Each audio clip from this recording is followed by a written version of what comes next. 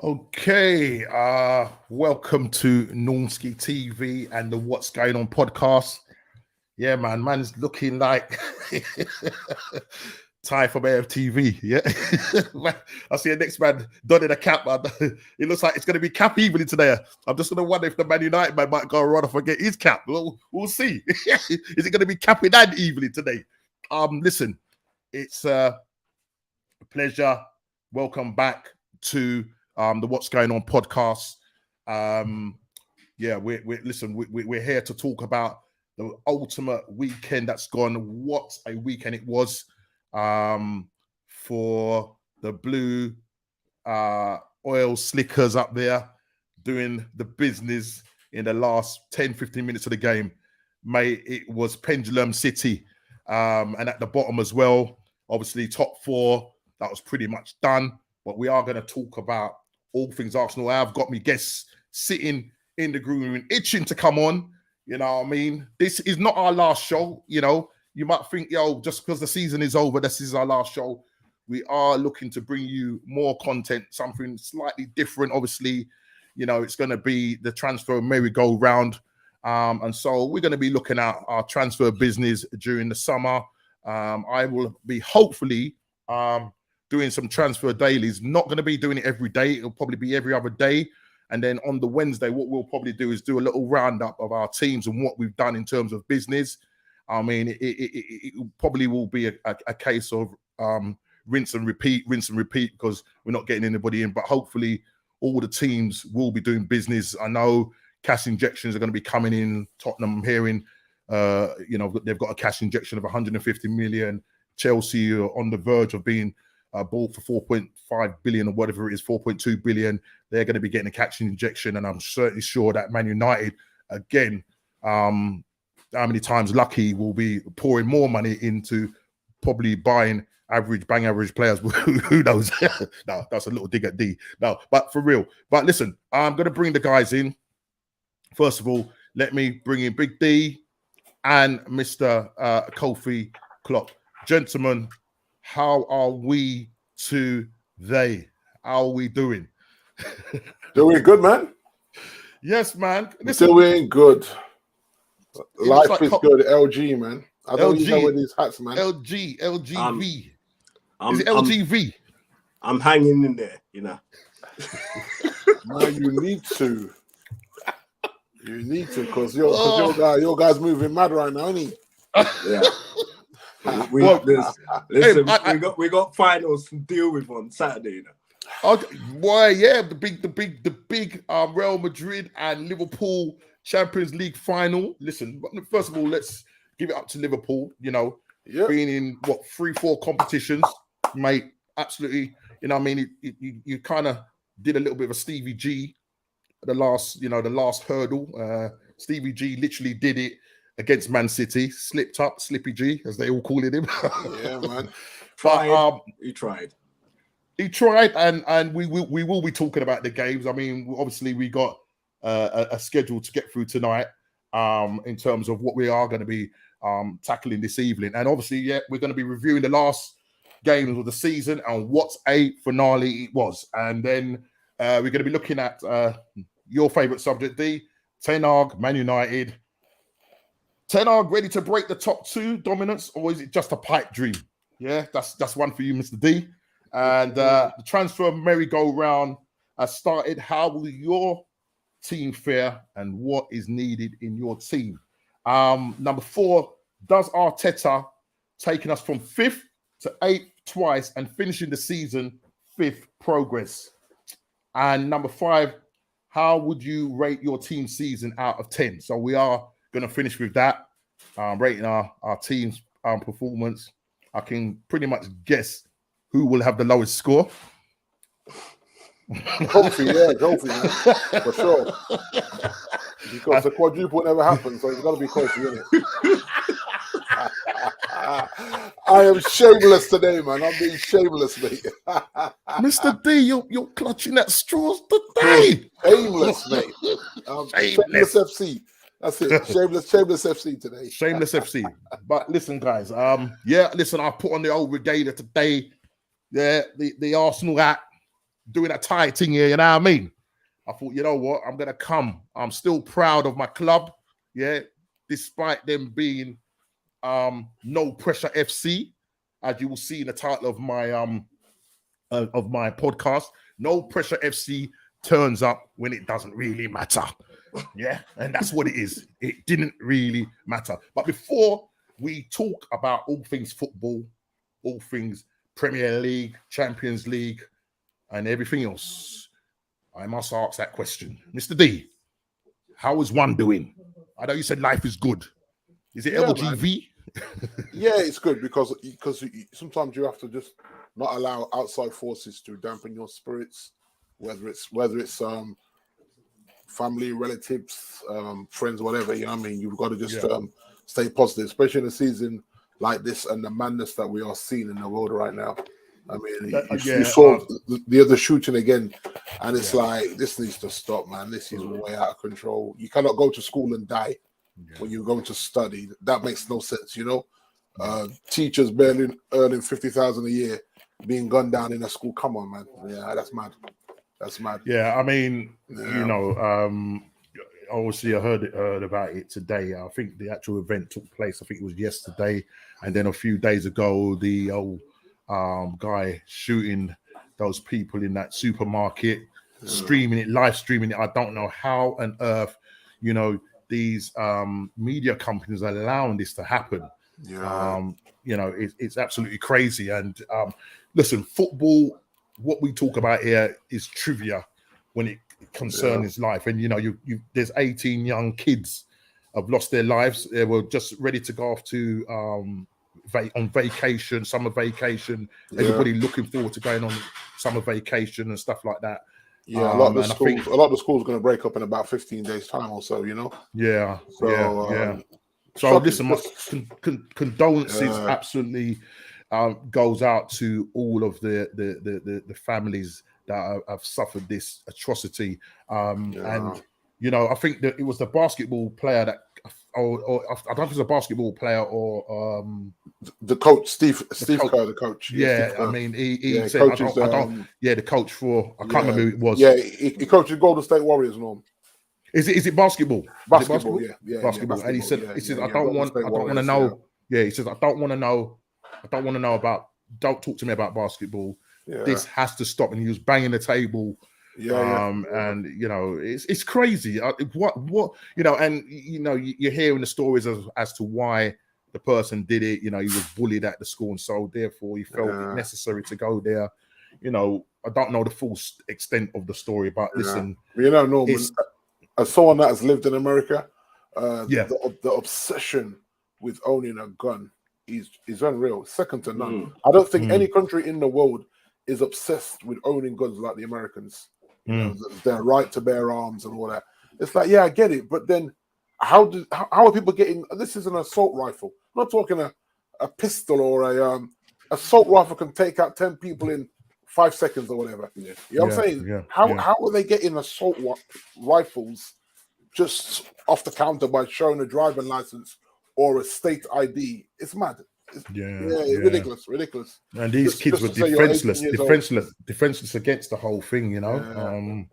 But yeah, no, listen, as I said, you know, football, sports, whatever it is, you put that doesn't mean anything when it comes to human life and that. But listen, as I said, our condolences and our prayers do go out to those families that have lost their loved ones. Sure. Kofi, how was your weekend been? How you? It's been those roller coaster up and downs, but you know, we're here and you know, we're live, we're well, so yeah, everything's good here. Yes, that's good. It's good. If you just, sorry about the noise in the background, I've got people banging and doing whatever, so you know, sorry about the noise and everything. All right, so yeah, got my deluded Pepe son who likes Pepe banging around. As you can see, he's banging around. He thinks that doing that is going to get him an attention, but that also ain't going to work with me.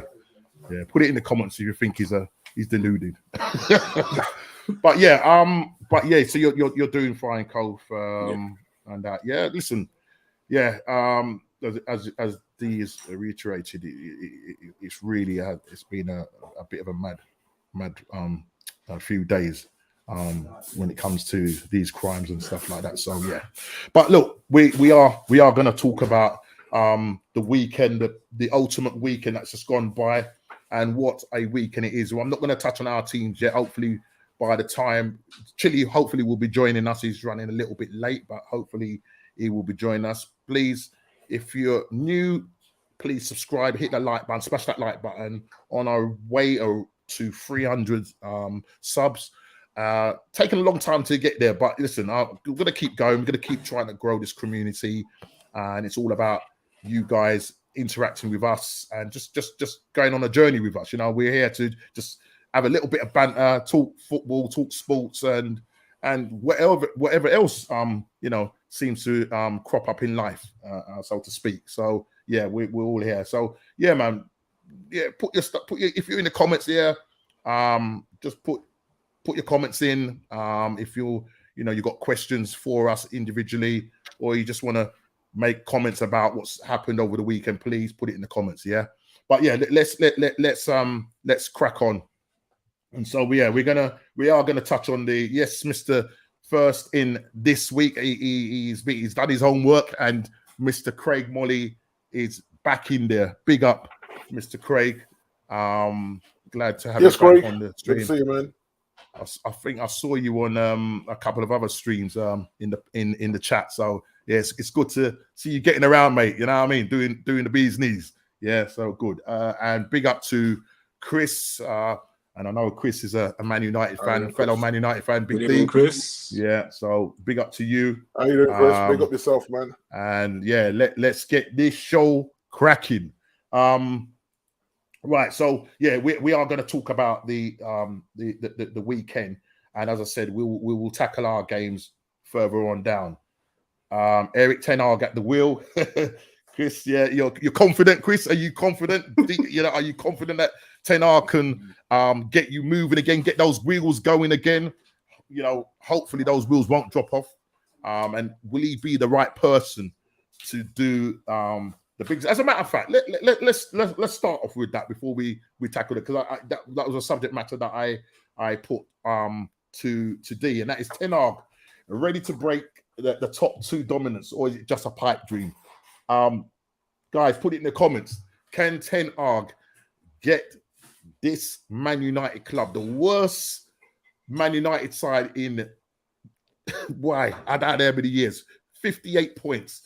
You know, losing at Crystal Palace 1-0. Bro, just before, man like Chile is in the building. Let's bring him in. Yo. Yes, sir. It's funny that everybody, listen, everybody's donning the hat star. What's going on? This one is a skin hat. I like that one. Where'd you get that one? What's that called? Is that an invisible cap? I like that. The invisible one, yeah, man. Yeah, man. It's peakless. There's no peak there. It's a skull cap. A skull cap, you know. Yeah. Chocolate brown skull cap. Listen, leave the one-liners to Craig, yeah? Leave the one-liners to Craig, right? Right. Gooners are gonna get it. Oh boy. Listen, yeah, big up. Yeah. But listen, let's talk about the Ten Hag. Ten Hag at the wheel. D. Is he the one to break these two? I mean, he did his press conference. He did his press conference the other day, and he said he's seen a lot of. He said it's going to be a big job. He said it's going to be a big job. There's a lot of work to do. Judging by his face, yeah, at the Crystal Palace game, mate, he didn't look too impressed. No. Can this guy in a few years break the two top teams' dominance of Man City and Liverpool? Does he have the minerals? Does he have the tools and the team that he has to work with? Yes, we know that he has to get rid of a lot of players. There's also talk. I think he was asked about Slabhead. If everyone doesn't know who Slabhead is, D will let you know who he is. Right? Mr. Harry Maguire, would he be the captain? Is Ronaldo going to be part of the plans? You know what I mean? And we'll even ask questions about Ragnick as well, but he was very coy on that. Big up Root Calls. Yeah, man. Big respect to you. Big respect. So D, take us away on that. Let's talk Ten Hag, man. Well, Ten Hag. This what I would say. He needs to get backed. So I'm not going to be delusional, right? He needs 4 transfer windows just to compete, and that means we're going to have a couple of painful seasons while he does that. Now, I expect a good cup run in one of the cups. I'm not, but apart from that, we're not challenging. We finished with a goal difference of 0. We scored 47 and we conceded 47. And Man City won the league by a point with a goal difference of plus 73. Come on, man. Plus That's 73, some painful statistics, man. So we are nowhere in the conversation right now. And I know that he's not delusional enough to think that we are going to be challenging in the next 2 years. He has to rebuild, and that means he's got to make some tough decisions. And I'm hoping that, 1, he has full control, like what Fergie used to have, and 2, that is the highest paid person at Man United, because that's one thing they didn't speak about, is what he's on. I don't know if you've noticed that. There's nowhere in the press where they've said, oh, Ten Hag's in and he's on whatever. Every other manager, they've leaked their wages. For some reason, we don't know what they're paying him. So I'm hoping that only maybe Ronaldo's on more money than him. And I hope even then Ronaldo's not, because this guy has won things. It's not like I was going to say, D, I mean, one thing, he's coming as a winner. Yeah. And so he should be the highest paid person at Old Trafford when it comes to the football inside of the business. You know what I mean? Obviously, he's not a Glazer. He's not a son of the Glazers. So I hope that they back him and they listen to him and he brings his people in. I don't want to see Mike Phelan and all these clowns hanging about. All of them need to be gone in the summer. Yeah. And if I see that, then I can believe that we're trying to transform. But if I start seeing his old faces popping up, I know it's just another clown thing. And in 2 years' time, we're all going to be saying Ten Hag out. Right? I mean, look. His record, he's won 3 league titles in 4 years at Ajax. Now, some people might want to call it a farmers league and that, but listen, you got to be in it to win it. Yeah, but no, look how far they've got in recent years in Champions League. It's hardly farmers league. Yeah. Otherwise, they wouldn't be getting to quarterfinals and semi-finals in Champions League. That's what as much as we want to knock the league, it's not Scotland. You know what I mean? So, but and you have to remember as well that over the years, English clubs have bought a lot of players from the Dutch league over the years. All the big clubs, you know what I mean? So, for me, it's a patient thing, and I know the fan base isn't patient. Allegedly, he's going to get a 150 to about 150 million transfer kitty, which sounds poor, but because he's got to shed some load, we're hoping that the Glazers won't take that money from the sales. You know what Liverpool did, just get it back to Klopp and let him go buy Van Dijk and Alisson and all them. Hopefully we can do the same thing where we lose that big wage bill by getting rid of at least 7 of them, 8 of them in the summer. Obviously the ones we want him to sell are going to be hard sells, like we spoke about last week. The wages is horrendous. And what about in terms of what you said about breaking the dominance of Liverpool, Man City? Do you think it's going to take him 4 years, mate? I know, but do you believe that he can do that? I'm asking you. Yeah, I mean, but he has to get back though, Norm. And it's like anything, you know what I mean? Like you watch Liverpool back Klopp, and Pep's always been backed. I'm not being funny. If Pep buys a bad player and benches him, he goes back to the owner and says, "Listen, I need to get that right back," and he gets the money. Yeah. So we have the money. We know we have the money. It's Man United. We've always had the money, but this whole you're going to hear things like, "Oh, there's no value in the market." You're going to hear that nonsense, but we know the money's there because of the dividend checks they keep pulling out and the debt that is still laden on the club. So I don't want to hear that there's no money there because they got money to clear the debt and they choose not to. So if you're going to bring him in and tell him to get on with it football-wise and leave the commercial side to us, because you know that he won't want to get involved in the commercial side of it. Certain things he'll be obligated to do because of sponsorship and stuff, which is fine. But let him look after the football stuff. And the other good thing as well is that every player at Man United is going to take a 25% pay cut because we failed to get the Champions League. Good, because you don't deserve the money anyway. So yeah, apparently all of them. Apparently it's in their contracts that when they fail to qualify for Champions League, it's a 25% pay cut. So some of them will want to go because their money's getting messed with. And I say let them go. You got Steve McLaren coming in as part of his backroom staff, and I can't remember who the other guys. Another Dutch coach. I don't know if he was the one that worked with him at Ajax. He's coming in. Yeah, well, I think out of the 3 or 4 of them, I think 2 are coming. I think the other 2 are looking to get promoted to head coach and assistant. So, which is fine. So he's bringing 2. Steve knows the league. He's worked with Steve McLaren before, so he's very comfortable with that. And I think, and even Steve McLaren has won a title with Ajax as well. Yeah, it's a smart move. Yeah, it's a smart move to bring him in. Yeah. And so that's the only old face that I want to see. Hopefully he won't be known as the Brolly with the what was it him that was known as the Brolly? Was it him? Was it him? Was it Steve McLaren? I can't remember. Yeah. I remember seeing an image of I can't remember what game it was, and he had the umbrella up and it was raining, and they were just I think that was that game when was it Rob Green when he miskicked the ball, he bobbled or something. I can't remember. It was a game I can't remember. I might be wrong. But you're quite confident that if he gets the backing, that within about 3 or 4 years' time, you feel that Man United will be back up there.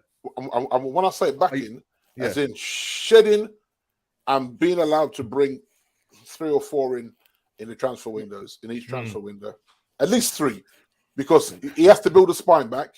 Yeah, and then once you build the spine, like what Liverpool did, build the spine. City did the same thing, and go from there, and maybe he'll bring something in as well, which will save the club some money because the club love to like most of our clubs love to save. I mean, listen, obviously it's a building period for you guys, and there's going to be ups and downs, and that you're not going to just come in and, as you said, and win the league like that. He's going to probably and he's not delusional, Norm. I mean, and what sort of time span are we saying? What sort of time span are we saying, guys, in terms of Man United? Okay, challenging for the league. Because if you look at 5 years, if you look at your points, your 58 points, 58 points. Take that difference. That's nearly you're nearly hitting 40 points here. Yeah, bro. But if you think about this, right? It's supposed to be the best league in the world, right? We had the worst season ever. With a 16, 10, and 12, we still qualified for Europa. With the worst season ever, we're still in Europe. Yes, it's Europe Plan B. And it's probably something that you probably throw at me, right? And so I even looked at the whole top 4 thing, right? Yeah. We obviously, Man City and Liverpool, we took no points off them. We took maximum points off Tottenham. You hear me, Chile? Maximum points off you, lot, right? There's interference, man. There's some interference. Yeah, I bet there is. And we shared 2 draws with Chelsea. So the only 2 teams that totally dismantled us in the top 4 are Man City and Liverpool. That's expected because they're the best 2 teams in the league. So. So we dealt with Tottenham twice, and we drew twice with Chelsea, and we finished 6th in a poor season. Yeah. So it's not as bad as you think it is, even though it's bad. So reason for optimism. So we're drawing, Norman. We're drawing with teams that we should be beating. I think. Yeah, I mean, we've had what 10. How many games you lost? 12. 12. Lost 12, drawn 10, won 16. I call that shambles. Absolute shambles. Yeah, but then what does that say about the rest of the league, Chile? Guys, we were a shambles. Man tried to deflect things. No. We were a shambles and still qualified for Europa League. Stop it. But the whole league, apart from the top 2, everyone in the middle was poor. That's what I'm saying. West Ham were batting above themselves, but yeah, I mean, West Ham did you a favor there, bro. I said West Ham did you a favour. Brighton did us a favour, Bridging. Yeah. Brighton I'm saying, set them up. Yeah. No, but because, yeah, but you know what? Obviously, yeah. All season we said they'd run out of steam, didn't we? Yeah. So said, so done. We said it all season on this platform. Yeah, they needed to buy. They needed to buy. Yeah, so they didn't have the squad. I look at this poor team that still qualified Europa, and I'm embarrassed. I'm embarrassed for the whole league. Forget about United. I'm embarrassed for the whole league that the whole league let this crappy team of entitled. I'm not going to cuss because the Lord loves me. Entitled so-and-sos still get into Europe. I wanted us to be nowhere near Europe this season. And here we are still in Europa League. Not even Europa Conference. Europa League. That's a joke. And so, how do you think you will fare in that? I mean, is there I mean, listen, it's bad enough because obviously we're in there as well. But you probably we're going to play you in the final and beat you 3-1. There you go. I said it. Click me on that one if you want, guys. Okay, we're gonna clip you on that one, brother. Yeah. You see, man. But I don't know where this man is getting all this energy from. Where's this guy getting this energy from? Where's he getting this energy from, bro? It's done, you know. Where's this guy getting this energy from? He's come to terms with it now. It doesn't bother him now. That's what I'm saying. There's no point in me moaning about what them guys did because this new guy's coming and hopefully he's gonna have. But that's it. The season's done now. Whatever's done is done. All you can do is be positive for next season. There's no point going into next season all down. So for me, still, I'm only concerned about Man City and Liverpool because we handled what we had to handle against Tottenham and Chelsea. That's the current top four. So that's what's current in an awful, shambolic league, disrespecting the fan season. I mean, Craig says first thing Ten Hag will do is fix the defensive structure. Was Haga? Did he play as a defender? I mean, I don't really kind of know if that's what he did. But if he is he the man to come in and do that? I mean, he obviously likes ball playing defenders because centre backs. And believe it or not, Harry Maguire is classed as a ball playing centre back. But I think what Ten Hag, similar to what Ragnick wants. He wants that really aggressive pressing, making sure that your pass, your short passes find their players, getting in, making those triangles and stuff like that. And Liverpool and Man City, pressing from the front. That means your strikers do it. Yeah, so will Ronaldo be able to do that though? Exactly. Now, when he was asked about Ronaldo, he said, "Surely I keep Ronaldo just for his goals," and he's got a point. Because absolutely. I mean, 37. He played 30 games, scored 18 Premier League goals. Right. At 37 years old. Donny van der Beek coming back in the best league in the world, allegedly. Yeah. Come on, man. And Donny van der Beek coming back. Donny's coming back, so that's a new player because he never played for us, didn't he? And then people moan about David De Gea not being able to play with his feet. But this guy played all 38 Premier League games this season. Never missed a game, bro. I mean, listen, talking about... he had 8 clean sheets, but he played all 38 games. Well, talking about David De Gea, I sent you I think I sent you a link about he was calling out the players after that game. Yeah, I read it. Like, listen, he says, basically at the end of the day, if you don't want to be here, then just go. Get out of it. Stop mucking about. Just go. Clean out your locker and dip. Right. Actually, terminate your own. If you've got anything about you, because you're all multimillionaires, terminate your contract and walk away. Because you can afford it. Not being funny. Really? Yeah, I know, but really. Do you know what I'm saying? I mean, you see when Ronaldo didn't run and pay off a year off his contract and walked away. Just paid the money and walked away. Yeah, he did. Yeah. So, because he can afford it. I don't want to be here, so I'm going to pay my contract off for the last year and bid you goodbye. So by the looks of it, then D, I know all season you've been saying that. I'm sorry, this is just like the D and Norman show. You were just out of. I know you said all season that the likelihood is that he may have something written in his contract, Ronaldo, that he doesn't want to be, he doesn't want to play in Europa. That I mean, I don't know if he had it written in his contract, but it's looking like he's going to play. Do you think he will play in the Europa, or will he be playing for the under-23s whilst that is going on, or do you think he will have a go at that? This is what I think. If Ronaldo's got any sense, he'll speak to the boss and say, you know what, just play me Premier League and FA Cup. Right. Because you have to remember who's coming back. Rashford now wants to stay. Martial is on his way back. There's rumours that Greenwood may be on his way back as well, because apparently the charges are getting dropped. So that's 3 forward players.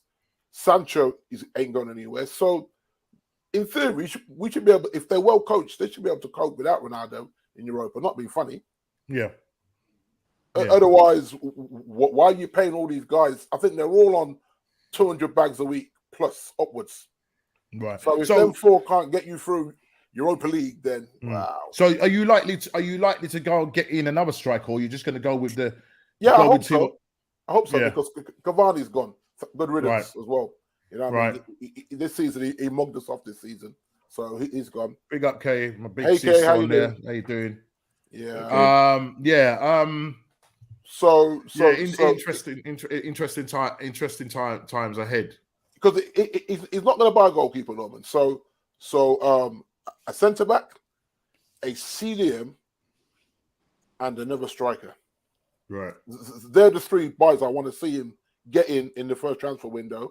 Yeah. And then they'll let him spend more money if he can shift about 7, 8 players. Some through natural causes, some hopefully like people like Henderson. Hopefully we can get 20, 25 million, even 30 million. Newcastle, get him out of there. Get him to Newcastle. We got Tom Heaton, great backup goalkeeper. Yeah. Like I just said, the guy didn't miss a game all season. 38 games plus whatever he played in the Champions League before he got bounced. Yeah. So for me, I'm not worried about the goalkeeping, but you need it. And one last thing on the topic of strikers, obviously Cavani, he was no doubt very happy with the fans after leaving Selhurst Park on the coach giving them the middle finger. Yeah, you saw that. I saw that, mate.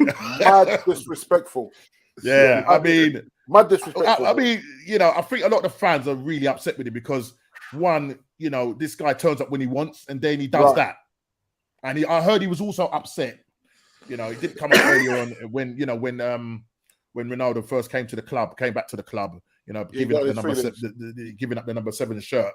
I mean, it was mad disrespectful doing that to the fans. You know what I mean? I think the fans had a right, because it depends what the fans said to him. Though fans think that they say the same thing. I pay my money, I can say what I want. And they're not meant to say anything. Yeah. What about if you're at work and I come and say that to you? Yeah. That's how you got to look at it. Yeah. But you know what? There comes a point where as a professional, right? Because it's how I see it, right? The person that said that to him is probably in a 9 to 5 that he absolutely hates. Me, Cavani, I'm playing football for a living, earning millions a year. Why am I even entertaining you? Just get on the coach, bro. That's how I see it. You don't know what they were saying to him, though. I hear that. I hear that as well. But football fans are nasty, man. When you get a crowd of them, but then he's in a situation where he's earned millions from United, and he can go anywhere he wants and finish his career. Yeah, we got Junior. Yeah, he's not sweating about his council tax. Yes, Junior. You know the ones. It's not like, oh, listen, man, I've got the car insurance and the council tax due this month. That's gonna be a tight month for me. That never comes into their vocabulary. You know what I'm saying? So that's what I'm saying. Why am I listening to you, bro? Yeah. Go and do your 9 to 5 while I play the sport. Yeah, true. Oh, I got you. Yeah. You know what I'm saying? And so sometimes you certain things are said, and you're like, don't even with that early on in the season when Rashford went and squared up to the fans. I'm like, bro, you're on $250 a week, right? Yeah. Well, you just walk away, get on the coach, put your headphones back. Listen, it hasn't been a bed of roses when it's come to the fans. Yeah. In general, with a lot of football clubs, and not only talking about fans and being abusive to football players and managers. We've only got to look at I don't know if this is a fashion when people are running onto pitch and headbutting people, and they tried it with Patrick Vieira, mate. He went having none of it. You know what I mean? And thankfully they dropped the charges with regards to that. You know what I mean? Because at the end of the day, man was in his space. He's allowed to defend himself, no money. He had to defend himself. You know what I mean? Man. You In the can't be Swindon doing game, that. I think the Swindon game, the Port Vale game, the players got attacked. The Nottingham Forest game, the guy from Nottingham Forest, a fan came and headbutted the Sheffield United. I think it was the manager or a player. I can't remember. But you he remember, ended up getting 24 weeks. You know, it's mad. But the thing is, the clubs have to take the responsibility and do better to prevent things like that from happening. Yeah. But what can they do? They've just won. It's difficult because you've got thousands of fans running onto the pitch. There's nothing you can do. People are happy that they've got promoted, and then you can have on that pitch 10,000 people, and 2 of them are dickheads, and that's what happens. You don't hear about the other 9,000 that were behaving themselves. Yeah, but you remember years ago when the female tennis player got stabbed. Yep. Yeah. You remember that madness? That's what I'm saying. So it's not like it's just happening. This stuff is. But putting up fences, what can they do? Yeah, and the thing is, remember from what happened before, you can't put them barriers up like that. That's right. That's right. It's hard to manage. You know what I mean? Yeah. Stadium Roy Keane came out. Roy Keane came out and said basically, you know, somebody could end up getting stabbed or whatever because they're losing it. And he said he doesn't know if it's the pandemic or what has just done these guys' heads in or what. But surely you come on, you celebrate with your team, you celebrate with your fans, and that's it. Why are you going on and abusing people? Just don't get it. Just really don't get it. But listen, this is football fans for you, you know, and unfortunately, you know, years ago, English fans were known to have a bit of a reputation. We got banned from Europe. Exactly. Absolutely, exactly. But listen, it is what it is, man. But look, D, all I can say then, the future, is it bright for you guys, or is it just a pipe dream? No, I think it's bright. You're gonna be positive and say it's bright. And that little pause there. Because this was other people, right? That we as United fans cannot turn up next season with rose-tinted glasses on because we've got a new gaffer. Because we've had new gaffers in the past, and we've had the wrong ones. You know what I mean? So you know, and you have to remember this team hasn't been coached since Louis van Gaal. Yeah. So we got a coach now. Now some of them, he's going to say they're just not good enough, and he's been very nice in the press conference because he didn't throw anybody under the bus. He was very polite about all of them because you know they're going after Harry, aren't they? And he just he wants to sell Harry. He ain't telling you that, so he's telling you that Harry's an England international. He's Man United captain. He's bigging him up. He ain't stupid. Yeah. He's trying to sell him. He ain't going to slag him off to try and sell him. He's going to try and get as close to 40, 50 million for Harry as possible. He ain't getting 85. I know that much, what we paid for him. So, yeah, and he's, I think he's going to take the captain's armband off him. And I think Harry knows deep down that he doesn't have enough respect within the dressing room to wear the armband. It's as simple as that. Yes, big up, Mr. Sentiments. Big up, Mr. Sentiments. Coach, this one's for you. Listen, I'm satisfied. You know, we've got another trophy coming along the way, Saturday. So, we've got to keep our heads up. Yeah, you really mean that, boy. When I was talking to you the other day, boy, you didn't seem like that, bro. We'll come to you in a minute. But we are going to talk. Yes, Liverpool fans were coming after me. You know when City went 2-0 down. Yeah, I was getting roasted, mate. Saying, forget your treble, D. Forget your treble, bro. I was like, all right. Let me just behave myself and just take that. I'm not gonna lie. I'm not gonna lie, mate. That moment. Good to go on. Oh, my missus had a laptop on her lap watching the Man City game, and that's the Villa game, whilst the obviously the Liverpool Wolves game was on. And listen, TV. Man, I'm like, you know what, this is mad. But we are going to come to that. But let's talk about the weekend and what a weekend it has been in terms of the results and stuff like that. So we're just going to go through the boring games, so to speak, and then we'll come and talk about the interesting games. So obviously Crystal Palace beat Man United 1-0. They never showed up for the new boss. Your new boss is in the room. and you don't perform. See, that tells you how bad it is. Yeah. You think, you know what, he's in the stadium. I want a contract extension or something.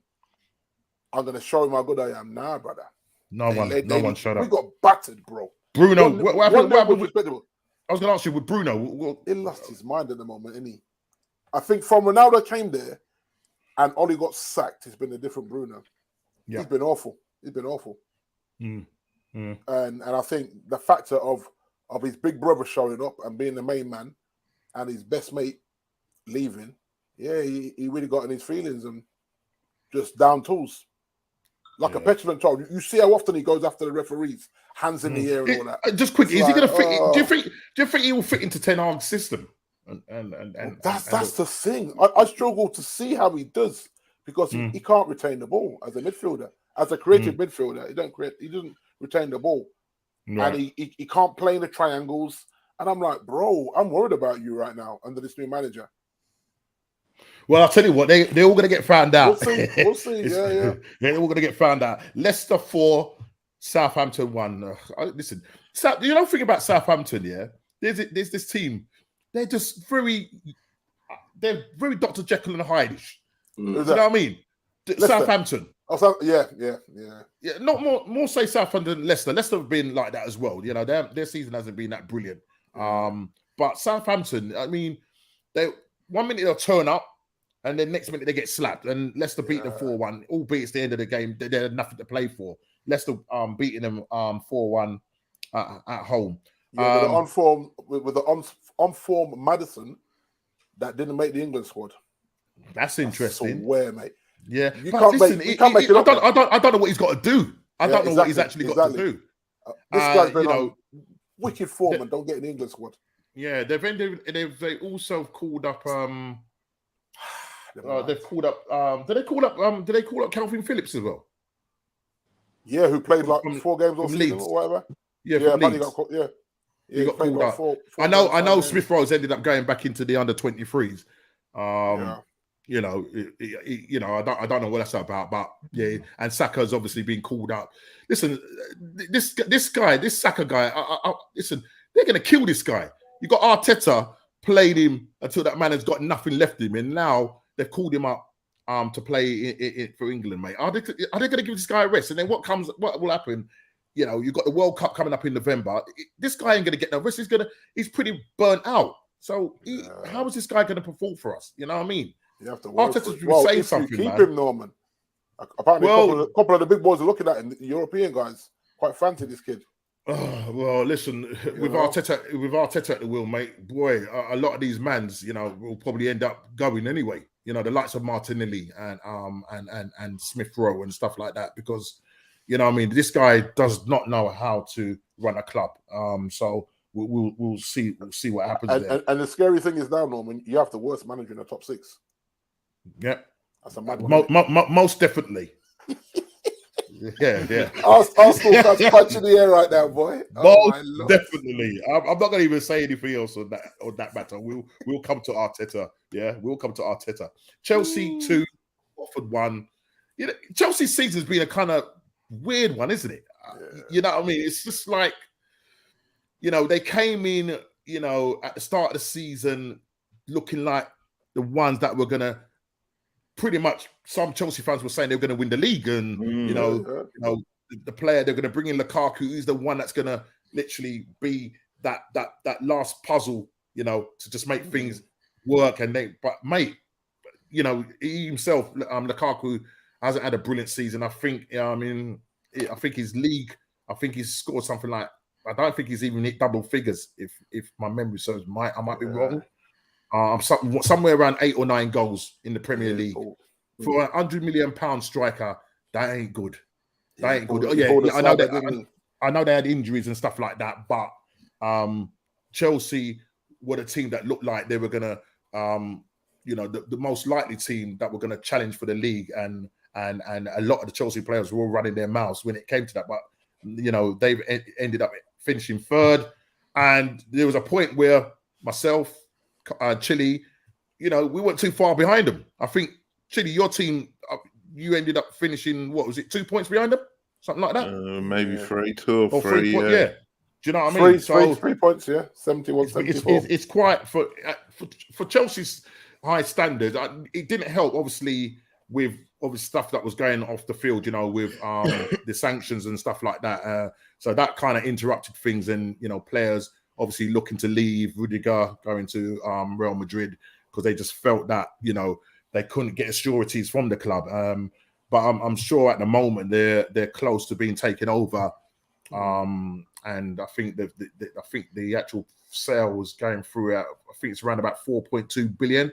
So the government has sanctioned that, and the new owners are looking to inject around about 200 million to give Thomas Tuchel 200 million to spend. And I'm hearing that they're linked with is it that Tunde guy? Is it Tunde? That Tunde guy from Sevilla, a defender. They've been after him for a long while. And I think I heard transfer rumors that his agent and him were in London, but we'll have to just wait and see on that. But yeah. So is that going to be a 2-player spend? Well, no, in Chelsea. Well, boy, I don't know. I don't know what they're going to do with Lukaku. I mean, it looks like Tuchel will give him another chance, but he's gonna have to come correct. You know what I mean? But no, they've got the biggest squad in the league and the most players out on loan as well. Yeah. That's what I'm saying. So I never feel sorry for Chelsea, I don't. It's quite disappointing. Like, look at that squad and look at the talent you've got. Yeah. I got a break over in Edinburgh. His son just signed for them. Right. His son's come from the academy and he just signed his first professional contract now. Right. Whatever is he, 18, 19? And I'm watching him play. Yeah, he can ball. Right. But like he said to me, he's like, D, listen, our squad is huge. Like, it's in to say I've signed the contract, but boy, where do I see myself getting a look in with this squad? I mean, the likelihood is he'll go out on loan. He'll go out on loan and play his trade. But you got to give it to them in terms of their squad, say their loan players. Then they've got a good youth system. They've got a good youth system. Yeah, the likes of Mount and them guys coming through. I've done really well for them. So, but yeah, their season has been pretty much disappointed by their standards. Burnley looks like it's the end of the road. Getting rid of Sean Dice, was that a good idea? Was that a good idea? Burnley losing 2-1 at home to Newcastle. The oil barons doing the business under Eddie Howe, beating us last week. I don't really want to talk about that, so let's just concentrate on the Burnley Newcastle game. So Burnley have been relegated, and I think they've just getting. I think they also I think they've been linked with new owners as well. Oh wow! Yeah, I think they've just been taken over as well. So, and I think they were saying something about that they need to apply for a loan or something. I don't know. It's just like you read rumors and stuff like that. But yeah, they've been taken over.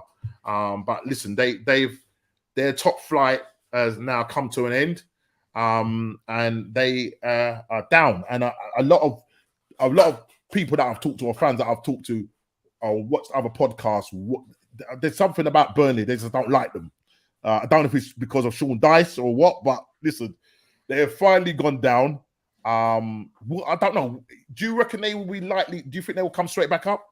No. Or no? It's because they're trying to get the championship is Vincent difficult. Company as their manager. Yes. I heard that he's left his. I heard that he's left his role. Yeah, Anderlecht is it? Yeah, Anderlecht. Yeah, that's right. Yeah. So that would be interesting. So I think isn't that a feeder club for? Yeah, it's a feeder club for one of the Manchester clubs, isn't it? Yeah. It's, I think it's a. I'm sure it's the City. I think it's Man City. Feeder club, isn't it? Yeah. But the interesting thing is that you look at Vincent Company, and this is what I like is man ain't coming in and say, I want to go and take over Man City and manage them. Yeah, the man went to Anderlecht. Yeah, plied his trade there. I don't know how they did in the Belgium league. Then he's now likely to go and take over Burnley. Yeah, a tough league in the championship. If he does well, man. You know what I mean? Fair play, yeah. Then he's getting the experience. Not like some managers that I know. Yeah? We won't go into it. So, but you know, I look at that relegation 3, and I think, are there any players that any of the big boys would want to poach out of there? I'll tell you, I'll probably take Tchaikovsky. Is it Tchaikovsky, the defender from Burnley? Burnley, yeah. Okay. Because I thought about Dennis or Pookie as a backup striker, even for who?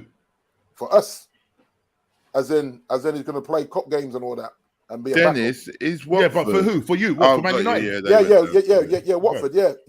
Or Pookie, because these guys can score. They're just Pookie would be. Pookie's a good shout. Something that you'd think about. Yeah, as a backup striker, squad player. Yeah, because it's how I see it. 15 minutes to go, you need a goal. You stick Pookie on there. I mean, yeah. I mean, listen, I think he's definitely scored more goals than Lukaku. So yeah, exactly.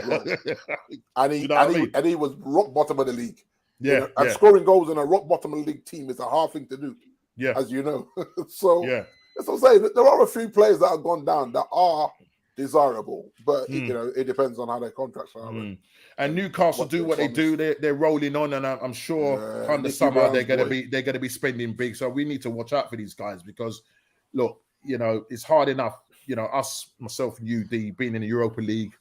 Now you've got Newcastle. All right, yeah, Chidi, shut up. That's what I'm like. There's something about Chidi. He just stay there quiet because he knows what he's doing. I didn't even say a word. I'm just sitting there listening. I know exactly. That's what I'm saying. Yeah. Man is just sitting there with big king teeth. Right. You see how my predictions came in right. All right, Kof, bro. Yeah. Yeah. To be fair, we didn't say. We didn't say Tottenham. Don't worry, Kof. Listen, I'll get you a quad bike. Don't worry about that. Yeah. I'll get you my gosh. If that makes you happy, yeah. Right? Listen, when we lift that Champions League, then we can all be happy. Yeah, it won't be as good as Man United's one, though. Listen, you know what? Just talking about the Champions League, Kof. I mean, I don't know where you're getting your energy from to say about when you're going to lift the Champions League. Remember, you're playing Real Madrid. Okay, you're playing Real Madrid. Your team has played a lot of games. Real Madrid their league finished a long time ago. They're there with their manager smoking up the big Panama cigars and everything else. Yeah, man. We have the mentality. We are the mentality monsters. We're going at it again. You're going at it again, but your players physically, you got Thiago. I'm hearing that there's a possibility that he could make the squad. He's back in training, I heard. He didn't look too happy because I don't know if it was a muscular injury against Wolves. He didn't look too happy, but we're hearing that Klopp is saying that there's a possibility that he could actually make it back for that. And obviously Fabinho as well, he's back in training and stuff like that. But your team now, it looks like it's running on fumes. But then the thing is, I'd rather have them still in a rhythm than being like Real Madrid. They finished won the league early, and they're not really had any. Yeah, I know what you're going to say. That kind of it's match fitness, but I get what you're talking about. Competition. You know what I mean? Playing right to the end, and you're saying that's the energy that Liverpool are going to probably come with. Yeah, on there. Look, fair enough if that's what you think, but I just got a funny feeling that Real Madrid are going to do it, and I hope they do it. And if they do it, this is an interesting question, guys. Put it in the chat. If Real Madrid do beat you, Kof, yeah. Would you call winning the Carabao Cup and FA Cup a successful season?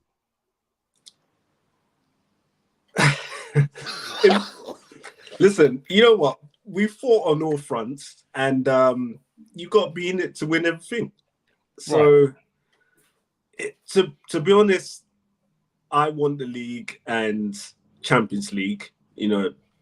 Most seasons we would have just fought for those two and not gone for Carabao and FA Cup, but we got there because we had more of a well-rounded squad. So, we have to be in it to win it, and that's how it is. So if you win it, Kofi, if you win it, that's number 7, right?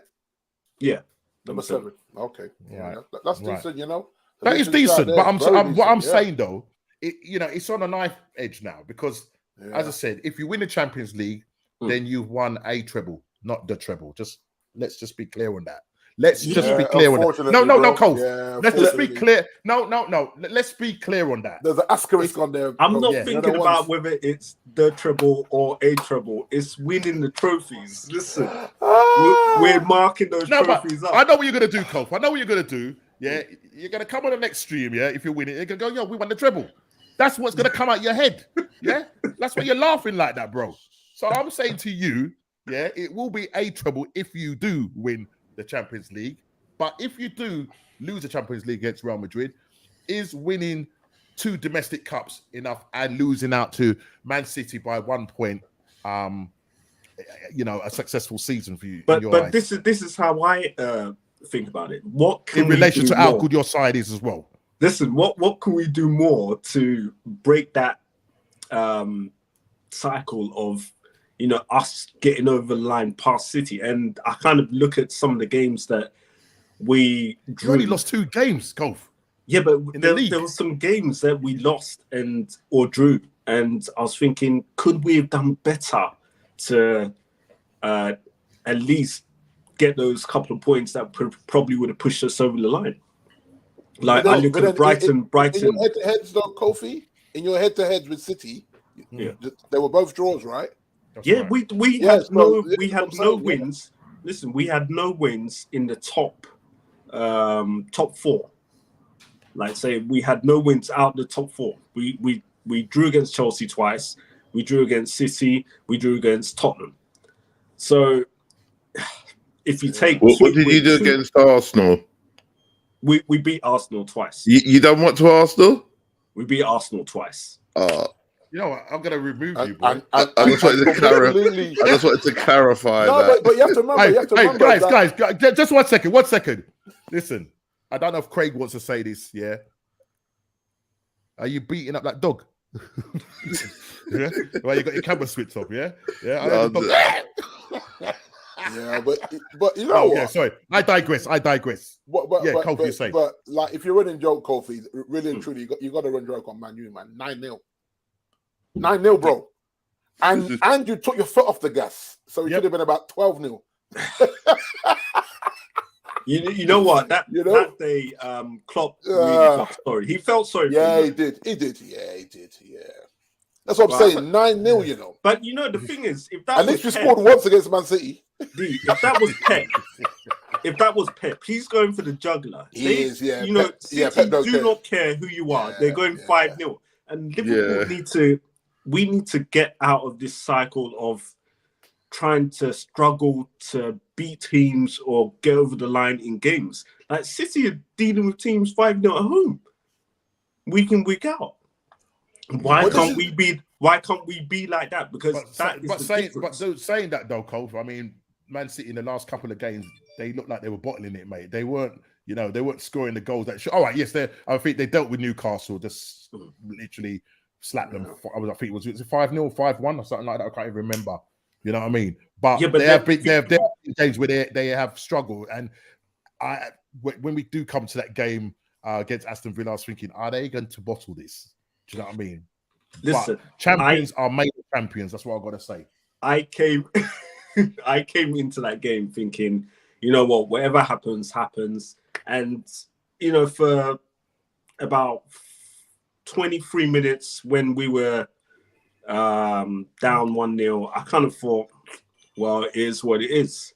And I knew we were kind of going to get back into the game, but obviously it's pressure on the day and you don't know what is going to happen either side. So, yeah, but, there was a little bit of a moment where... I'm gonna ask you, what was your emotions like? Talk me through your emotions. I know you didn't actually get to see the game. You was listening on your way back from Norwich. Honestly, I didn't know whether to stop the car and listen to part of the game where it was. And I literally left Norwich at a stage where I think we'd scored the equaliser. And, literally within that 5-minute period, I was hearing 2-0 to Aston Villa. I was like, oh my, is this really going to happen? And then I think the signal went and I was listening to 5 Live or something. and then a notification came up on my phone. Oh, now it's 3-2 to City. I was like, it's me like, you know what? And I'm trying to concentrate on the road, and I'm thinking to myself, okay, let me just calm down. Let me just see if I can, just take it all in. But your bubble was truly burst, bro. Yeah. Because I tell you, that game was mad. That game was mad. And what made it worse, I was looking at my missus. She was just chilled. Yeah, she had the laptop on, watching the City game and Aston Villa game, whilst the Wolves game was on. Because it took a long time for Liverpool to break down Wolves. Yeah, but do you know the thing is, Wolves played that well. They played that well. They defended well. They defended well. And you know what? If they had their shooting boots on, in all honesty, because Liverpool were pushing up, there was a couple of times where they broke on Liverpool, and if they had their shooting boots on, they could have probably won that game.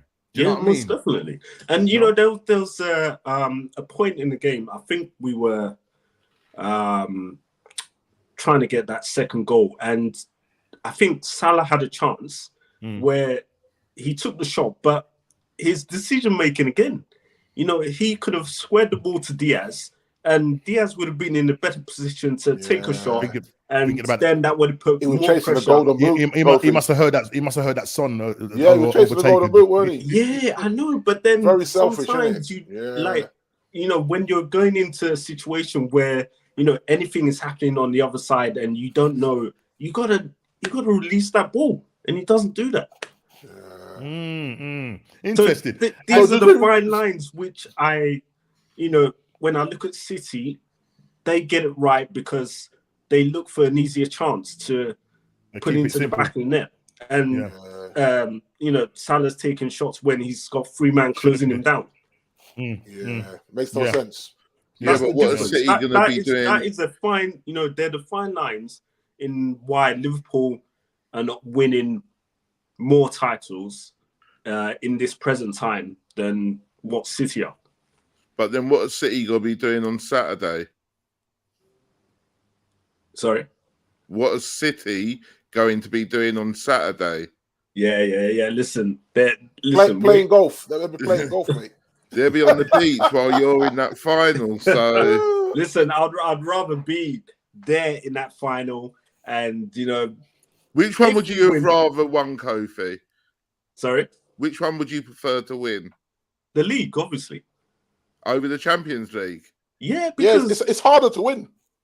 No, I know, but it's harder to win. The league is harder to win. Champions League, man, that's special. Champions League is always going to be there, but then you two have won it. That's why you can say that. You sit back all nonchalant, spoiled. Yeah. That's what you are. The league, you're right, Chile. You're right. How many have you won, Kofi? 5? The league. 6, they've won. They've won 6. 6. It's supposed to be. The 6, league is supposed to be our bread and butter. The league is supposed to be our bread and butter. We've won 3. Yeah, when you think about it, I mean, obviously, I'm not in the conversation when it comes to the Champions League, so I'll just shut my mouth. But when it actually comes to the Premier League, you're only one better off than Tottenham because they ain't won the Premier League. Listen, I don't like to make any. What competition are you playing in next season? Brother, don't worry about it, man. We're talking. Listen, speak up. I can't hear you from all the way down there. We're talking about the Premier League right now. Yeah. Huh? So that just sounds like some muffled stuff that you say. Listen, let me say this again. Right? Speak up. Let me say it a bit louder. Yeah. Okay. Let me say it a bit louder. Okay. So I can hear you all the way up here in full. Kofi, how many Premier Leagues have you won? Listen, you're not a politician.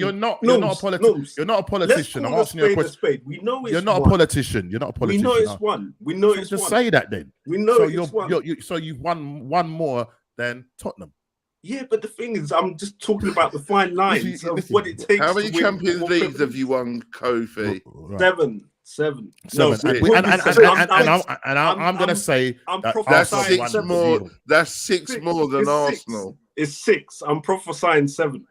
And 3 more than Man United. Yeah. But and you have to remember, but people always forget how many times Fergie completely screwed up in the Champions League. There are times, There's no way we should have only had 3 Champions Leagues under Fergie. But but then the thing is, in modern era, you're trying to compete against best Barcelona sides and Real Madrid. Yeah.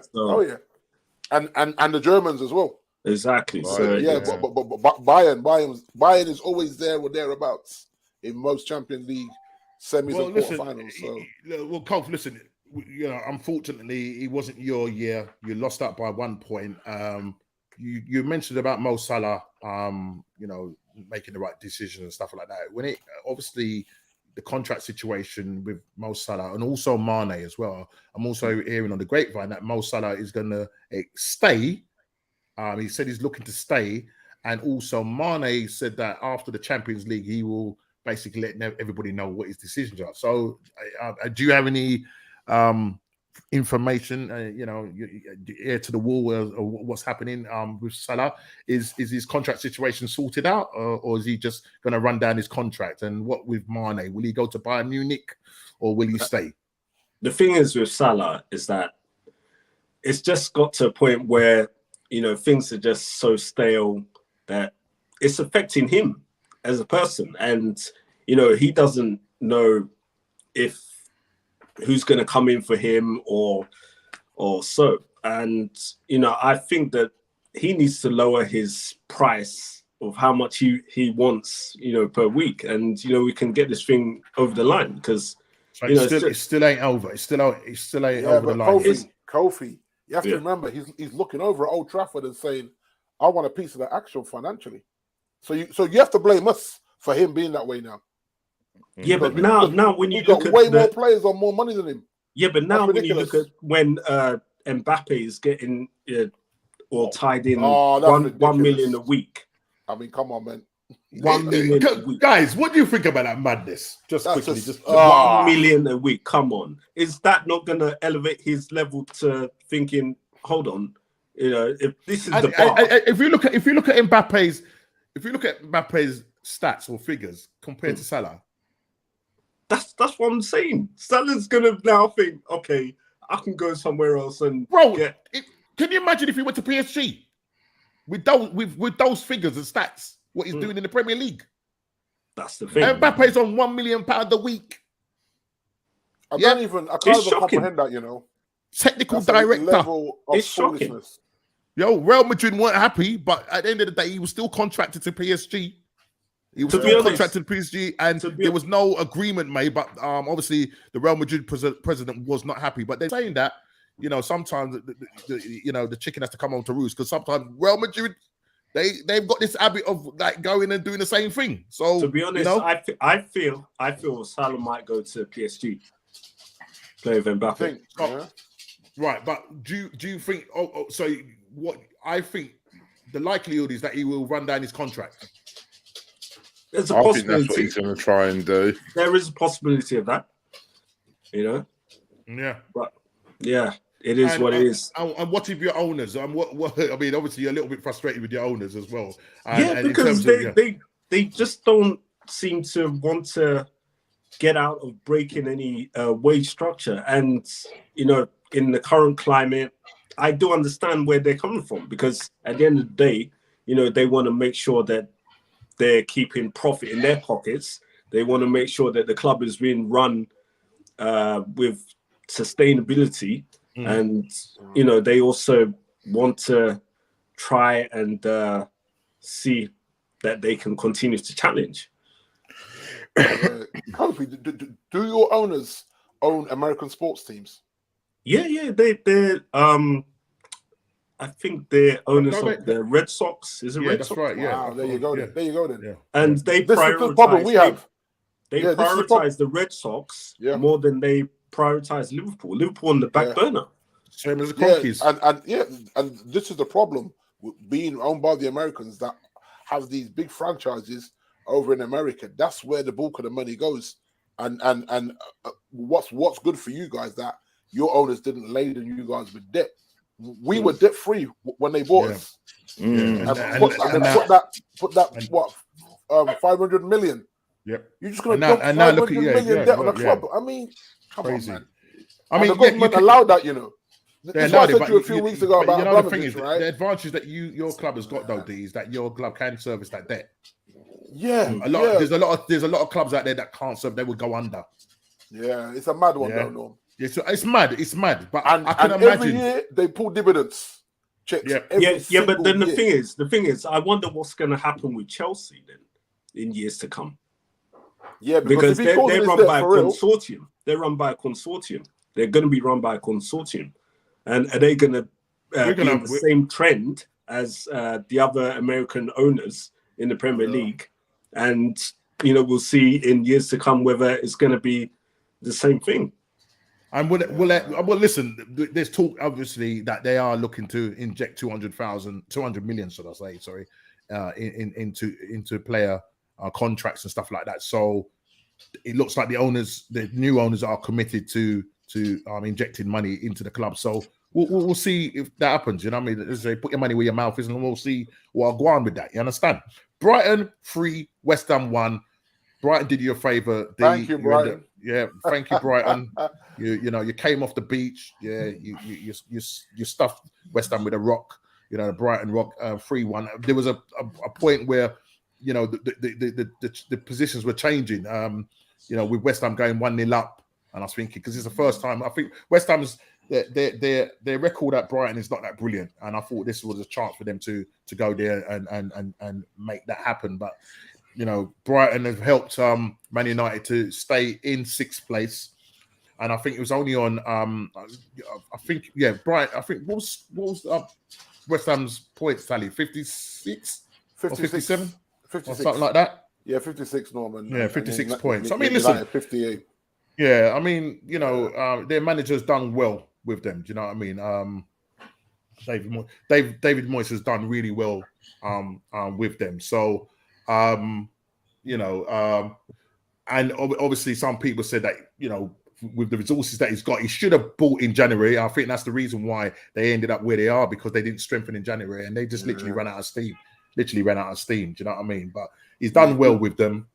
He's done well. He's done well with them. So we'll just see how he goes next season and whether the owners will help him and stick some cash in his back pocket to go out and strengthen his side. Do you know what I mean? If you look at it, Norman, they should be able to win that conference to get themselves elevated into Europa. Yeah. I think that team's good enough to win that and get latter stage of the Europa. That's what it does, isn't it? Elevate you, doesn't it? Is Roma playing tonight or tomorrow? Tonight. Is it tonight they're playing? Yeah. Yeah. So we'll see where I'll go on with that one. Brentford 1, Leeds 2. Leeds have survived the Premier League under Mr. Marsh. Well done, Leeds. At one point in the last few games, I thought that was the end for Leeds. And you look at Leeds as well. They're another team that's got a few desirable players in there. You know what I mean? I was looking at their left back, Arlen. He's had a decent season. And then obviously you got Calvin Phillips there, Rafinha, even though he's a bit of a maverick. They got some players that were definitely a big poach if they got relegated. So no, sorry about this. Someone's texting me, so just carry on talking. I'm just sending a message to them. There was just quickly that game, the Leeds game. Yeah, listen, big up to Leeds. I think if they still end up with Bielsa, there's a good chance that they could have ended up going down. Yeah, there's a good chance of going. But listen, Marsh has kept them up, and well done to him on that.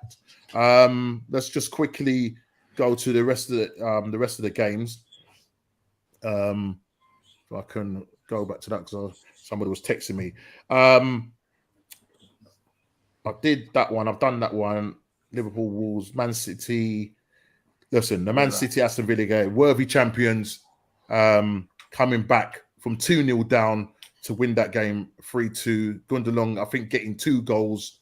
Coming off the bench, Norman, to get 2 goals. Off the bench as well. Yeah. And I'm heard that he's looking to leave this summer. Yeah. I mean, we could do with having him in our midfield, but whether he would want to come to us with us now being in Europa League is another thing. Well, every player that Man City seems to be letting go, seems to be linked with us, including Gabriel Jesus, who, by the way, I was watching Chile on another show. I think it was it last night or the night before, and I did put a question in the chat, but Shigs ignored it. So I'm asking this question, Chile. There was talk of obviously with you guys now being in top four, Gabriel Jesus from Man City fighting it out between us and yourselves. Now you can offer him Champions League, but I'm hearing that his agent, who's in talks with Edu, he prefers to come to Arsenal. Do you have any thoughts on that? Or I suppose the question I would ask you is that if he was available, would you take him? Because you've got the likes of Son and Harry Kane. Where would he kind of fit in? I don't want him. He'd fit on the bench, Norm. He'd sit on the bench. Yeah, yeah. So if Kane took a knock, then he'd get a run. That's it. That's the way he's playing. Yeah, he doesn't want to be that player anymore. Exactly. Exactly. So he shouldn't come to us. He should go to us. So, but Chile, are you saying that because you don't think he's good enough, or are you just saying that because he would not get a run in the run? No, I don't think he's good enough. I said that to you a few weeks ago when we were saying about him going to you. I said I didn't think he was good enough to be a main striker. Yeah. He's good, but I don't know. I can't see him scoring 20+ goals a season. No. I mean, he's one of those players, as I said, he plays across the front. You know, he can play as a number 9. I think he will probably fit Arteta his style. And obviously, Arteta's worked with him because he does like to press. He works hard. But the problem that we've got is that we've got too many small strikers. But he prefers to play through the middle, Norm. Yeah. Rather than as a wide forward. But maybe probably linking up with a bigger man. Do you know what I mean? But that might mean Arteta changing his whole system and stuff like that. So, as I said, the transfer merry-go-round is around the corner. We will kind of discuss that. You know what, Norm? If he's got any sense, he'll just stay at City and be the backup to Haaland if he got any sense. You know what I mean? Because where else is he going to go really and truly and win stuff? No, because with Ireland going to Man City now, I mean, their whole way of playing is going to change, isn't it? Because they're not going to then, because Haaland is a target man, and he's just a goal scorer. Do you know what I mean? So but if anything happens to him, they need somebody. Yeah, absolutely. Yeah, no, absolutely. I mean, Sterling. It allows them to play 2 ways as well, though, Norman. It allows them to play with the rotary three, and then with the hitman. You got De Bruyne bringing and Silva bringing balls in. In theory, this guy should get 30 goals next season, just because of the way City create. They create, and that is the thing. And then they you create flip the script and go back to a rotary front three, like Liverpool have. So now they'll have 2 ways of playing. So now Pep's got no excuses. When you buy a man like Haaland, you got no excuses now, So with that saying that now, with getting Haaland in there, do you think they will go for that holy grail and win the Champions League with Haaland now? Will that be the final jigsaw? He has to. Yeah, he has to. Yeah, we have to. Otherwise, people. What did he pay for him though? Was it only 51? Yeah. Because release clause. The clause. Yeah, that was the clause. Yeah. And that's 51 for him, but 100 for Grealish. And that's the thing. And that's the thing about Man City. You know what I mean? It's like, boy, bang, lovely, got their business sorted. Arsenal, we're just dragging it out. I'm just, you know what I mean? And I can see the same thing happening this summer. We're just going to drag it out. We're going to be linked FC. Yeah. Linked with this one, linked with that one, linked with that one. You know what I mean? Linked in. That's all we're going to be doing. Linked in. For us, Norman, we're going to see if our behavior changes under 10. Right. Because we're the same way. We're linked. And then we're signing them 2 days before the window. Yeah, because you again take a long time to get your business done, and I think you said that's because of obviously on the... I do understand it because of the whole you have to alert the stock exchange of all that kind of stuff. So and that just takes days. It doesn't take weeks. You know what I'm saying? It's Tottenham are the worst at that, and then we get players like Sissoko on the end of it. Yeah. And not only that, it's a tactic with the fans as well. Because the longer they string out a high-profile transfer, then they can make make excuses about running out of time to not sign another defender or another striker. What you need, it's all tactical to save the club. Yeah, we tried. You hear the same old saying, "Oh, we tried hard." We went through, pushed it all the way. Get out of here. The fax machine broke, Norman. Who's using the fax machine? You know what I mean? The fax machine broke. Come on, man. The good old fax machine, yeah. The fax broke, boy. The paper got jammed. The good old fax machine. The good old fax machine. Oh, that was. The thing is, my worry is that what is it going to take now for everyone else to catch up with City again? Yeah, that's the thing. A very, very good manager. Liverpool will be all right. It's the rest of us. Liverpool will still have to go another level.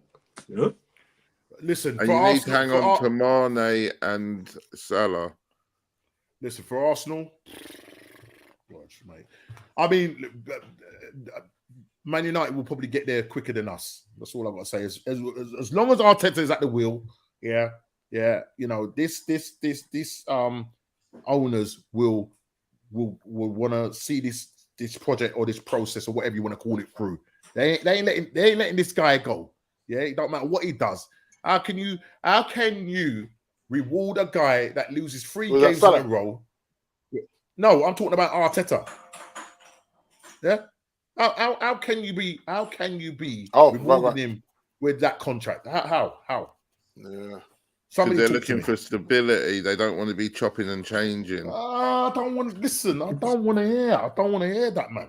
Yeah, I do. I wanted to stay. I know you want to hear it. I know you want to hear it. And as a matter of fact, let's just get onto your game. Yeah. Right. Okay. So Tottenham got in the top 4. Yeah. Well done, lads. Yeah. See you later. Chili, the floor is yours, bro. Listen. I watched the Expression ruin troops. Yeah, what's the Expressions ruin troops, man. Chili didn't ruin me that bad. He was okay, but he did send me through a few videos mocking me. Who was it? Who, me? No, I never. Yeah, yes, you. Yeah. I wouldn't do that. Yeah. Where is it? Where is it? I think you was rolling something. I won't say what you was rolling. I won't say what you was rolling, but you was rolling something. Man decided that. Just randomly sending me things in the middle of the night. They're the best ones, man. Look at you. You guys look at what he's doing on the table. Don't look at what he's doing on the table. And then he's got his. Who's that? Who's that with you? That's my mate. Is it your mate? And your mate kidding himself laughing. So what it is the Champions League, and then what happens? Yeah, it goes over to the Europa League, right? Right. So I can't remember what the song is for Europa League. No. I don't even know what I can't remember what the song is. You know what I mean? I don't know. Yeah. Thursday, Sunday. Man, what an existence, man. Look, man. Look. Oh, yeah. I saw that one. Yeah. Man is abusing me, man. The man is abusing me. But don't worry, man. I'm gonna stay strong. That's why I got the tie cap on. Yeah, because I'm positive. Not really. Am I positive? No way am I positive, mate. Yeah, Arteta out. Yo, the man needs to go. Yeah. It's, as Claude would say, rest in peace. It's time to go. Right. So listen, Chili, your team makes it into the Champions League full spot. It's like a trophy, as Conte has come out and said. Well done, mate. Well done, Chili. Well done, my friend. Let me be the first one to applaud you. It was never in doubt. Just so I said, let me be the first one to applaud you. You must be joking. I don't know why you're so salty. You know what? I'm giving props because you know what? Like, there comes a point where we can behave entitled because of the history. So for you guys to battle it out and then, well, Arsenal to bottle it really, and then you guys to stay consistent. Because when I was watching you guys both banging in goals, I thought you couldn't even make it up. Last game of the season, now you man's all banging in goals when really and truly you needed Tottenham to mess up. and that just never on the card, was it? So well, but that's what they say, that they can only perform when there's no pressure. When and that's why we're known as No Pressure FC. No Pressure FC. No Pressure FC. Yeah, we turn up when it don't matter. Yeah, so we turn up and we beat Everton 5-1. So what? Yeah. Why did we do that against Newcastle? Why couldn't we get a draw against Tottenham? Why? Because it mattered. It mattered. It mattered, yeah. But anyway, I don't want this to be an Arsenal thing. We need to let Chile enjoy his win, his fourth place trophy, his third place loser. Yeah, third place loser. So how does it feel to be in the top four? And I believe that you guys are going to get £150 million cash injection, and that's on not top of what we had already. That's nice, man. Chile, talk to us, man. Talk to us. It's about time. Tell us how the future will pan out now with Conte at the wheel. In the last 10 years, ENIC have invested 15 mil of their own money. Right. And so for them to now say that they're going to back Conte, they had no choice really, because if Conte walks away, what do we do? Who's out there? Who's out there? Yeah, but you've gone from Mourinho to this guy, serial winners, and you've not backed them. Even Poch, we should have backed Poch. Yeah, that's true. If we'd backed Poch, he would still be at Tottenham today. Yeah, but and that's the thing, because you get to your first European final. Well, I say first in so many years. And he comes back, and Daniel Levy doesn't back him. And I thought that might be the worry with regards to Conte now, because Conte, as I said, that guy doesn't mess about. If he doesn't get the backing, the man will walk. But it looks like, I don't think it's paper talk. It's looking like that he will. No, because ENIC released a statement saying they're gonna give up 150 M's. So wow. And so with those 150 M's, what are you gonna do? What are you gonna bring in terms of to make it out of the group league, the group table, shall I say? They're gonna bring in a centre back, maybe two, a creative midfielder, Ericsson, and they're gonna. I think that they're gonna upgrade Reguilon and Emerson. Although I think Emerson will stay. I think. And you got my man coming back as well, isn't it, from Lyon? Ndombele. Yeah, he's one of the ones we got to get rid of, man. Oh, so you want to get rid of him? Yeah, I backed him all the way, but all these managers can't be wrong not playing him, and then he's gone to Lyon and he ain't really set the world on fire. So that's your opportunity to go there. He could have gone back to Lyon, and performed, and they would have bought him. He'd be back at home and all the stuff he says he wants. Do you think you'll get the? I think you mentioned something like 7 players there.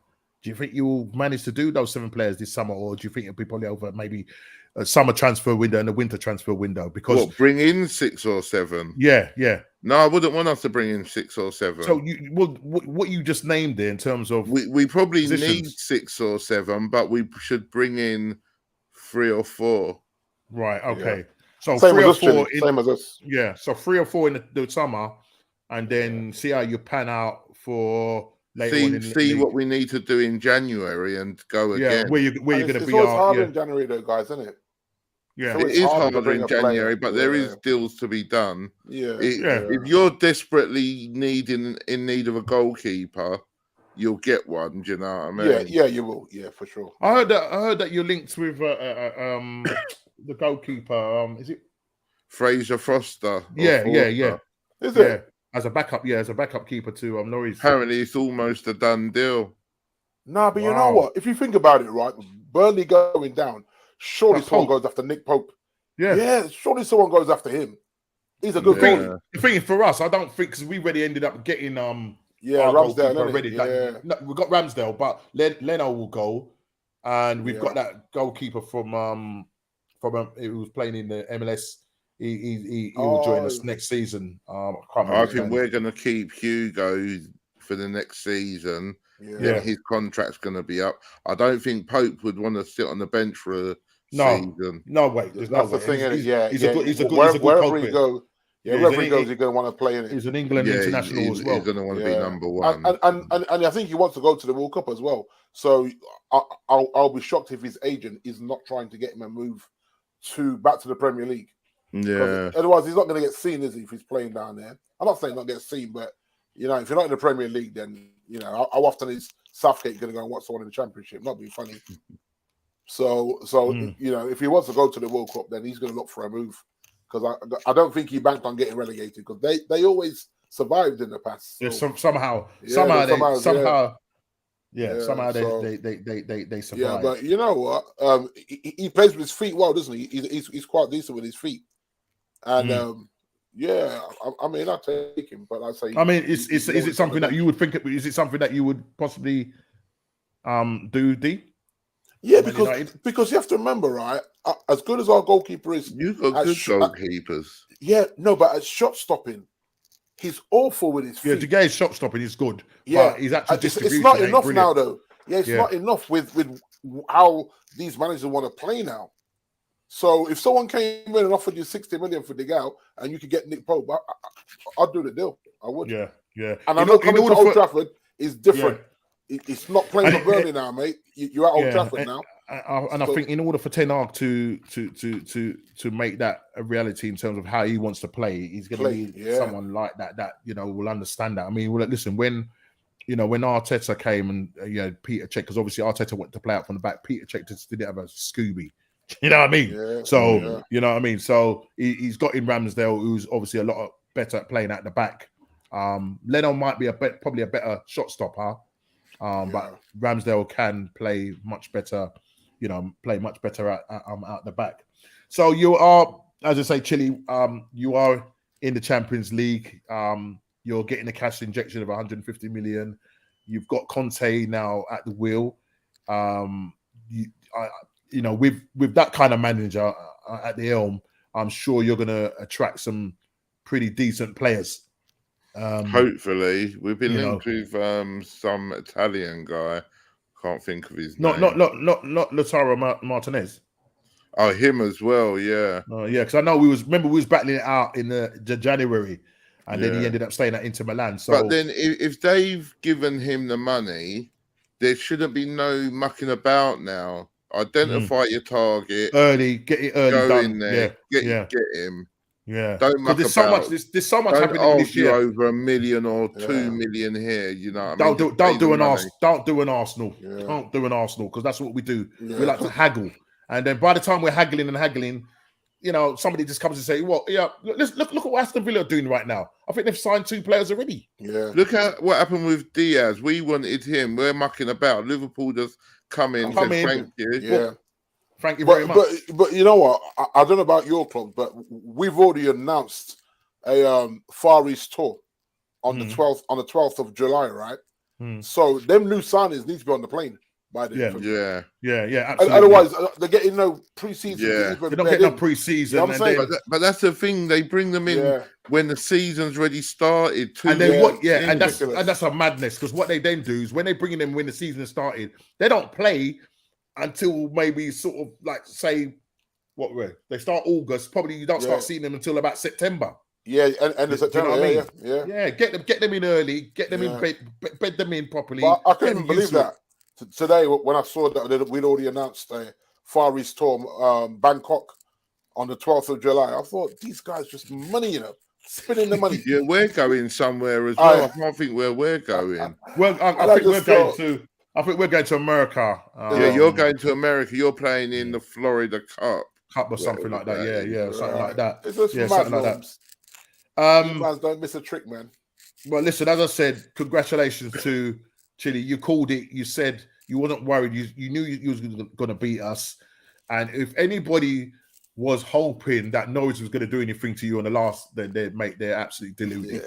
They're absolutely deluded. We just went out there and were professionals, man. And what made him laugh? The two players that they bought in January ended up with linking up together to open up the scoring against Norwich.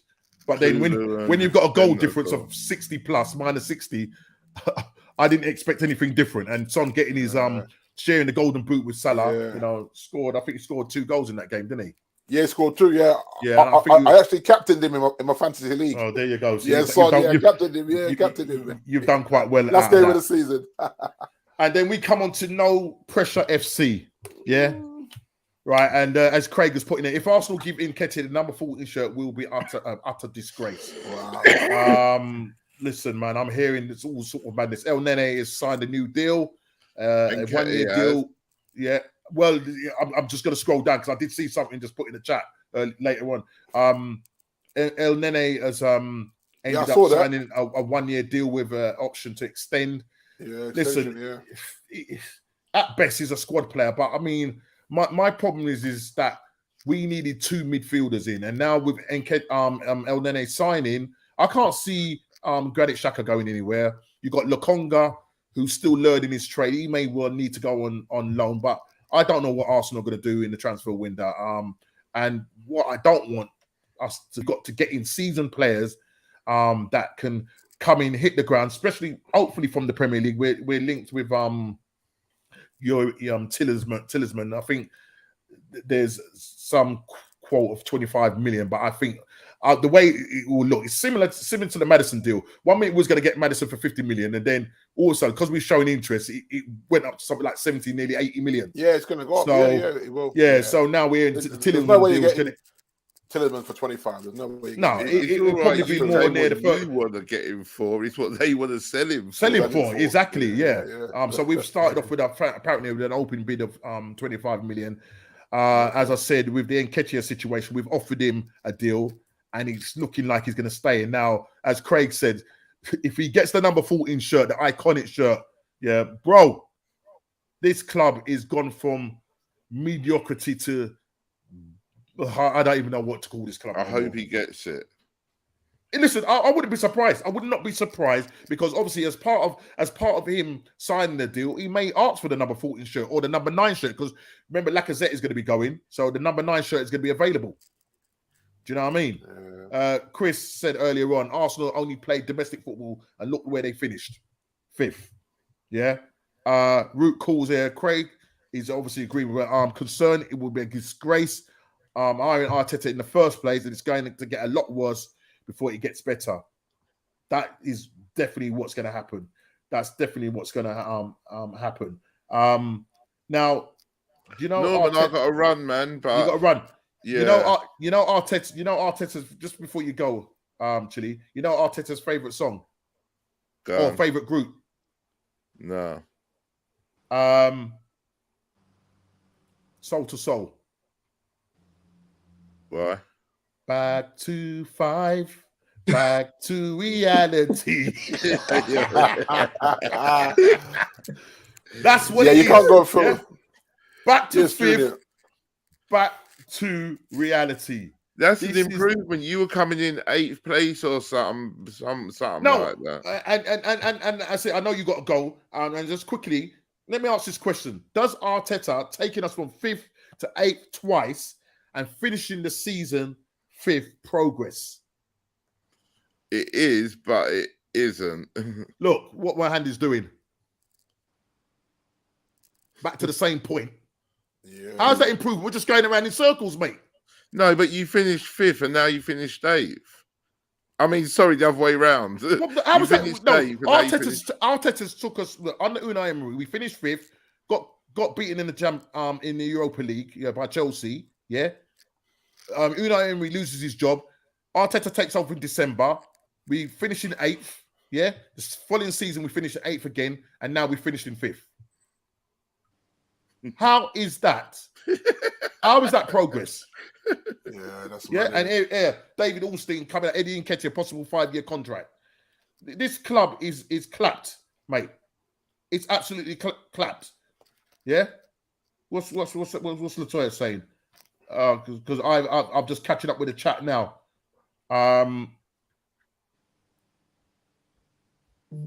What is this? What is Junior? I called it that. Burnley, Watford, and Watford were going down. Well done, June. About 3 weeks ago. Latoya, welcome. Sorry, I haven't got to you. Kofi, don't let these trophyless Kofi, don't let these trophyless North London supporters draw you out.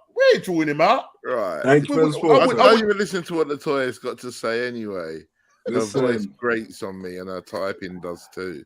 Yeah, that Latoya. Yeah, your typing grates on him.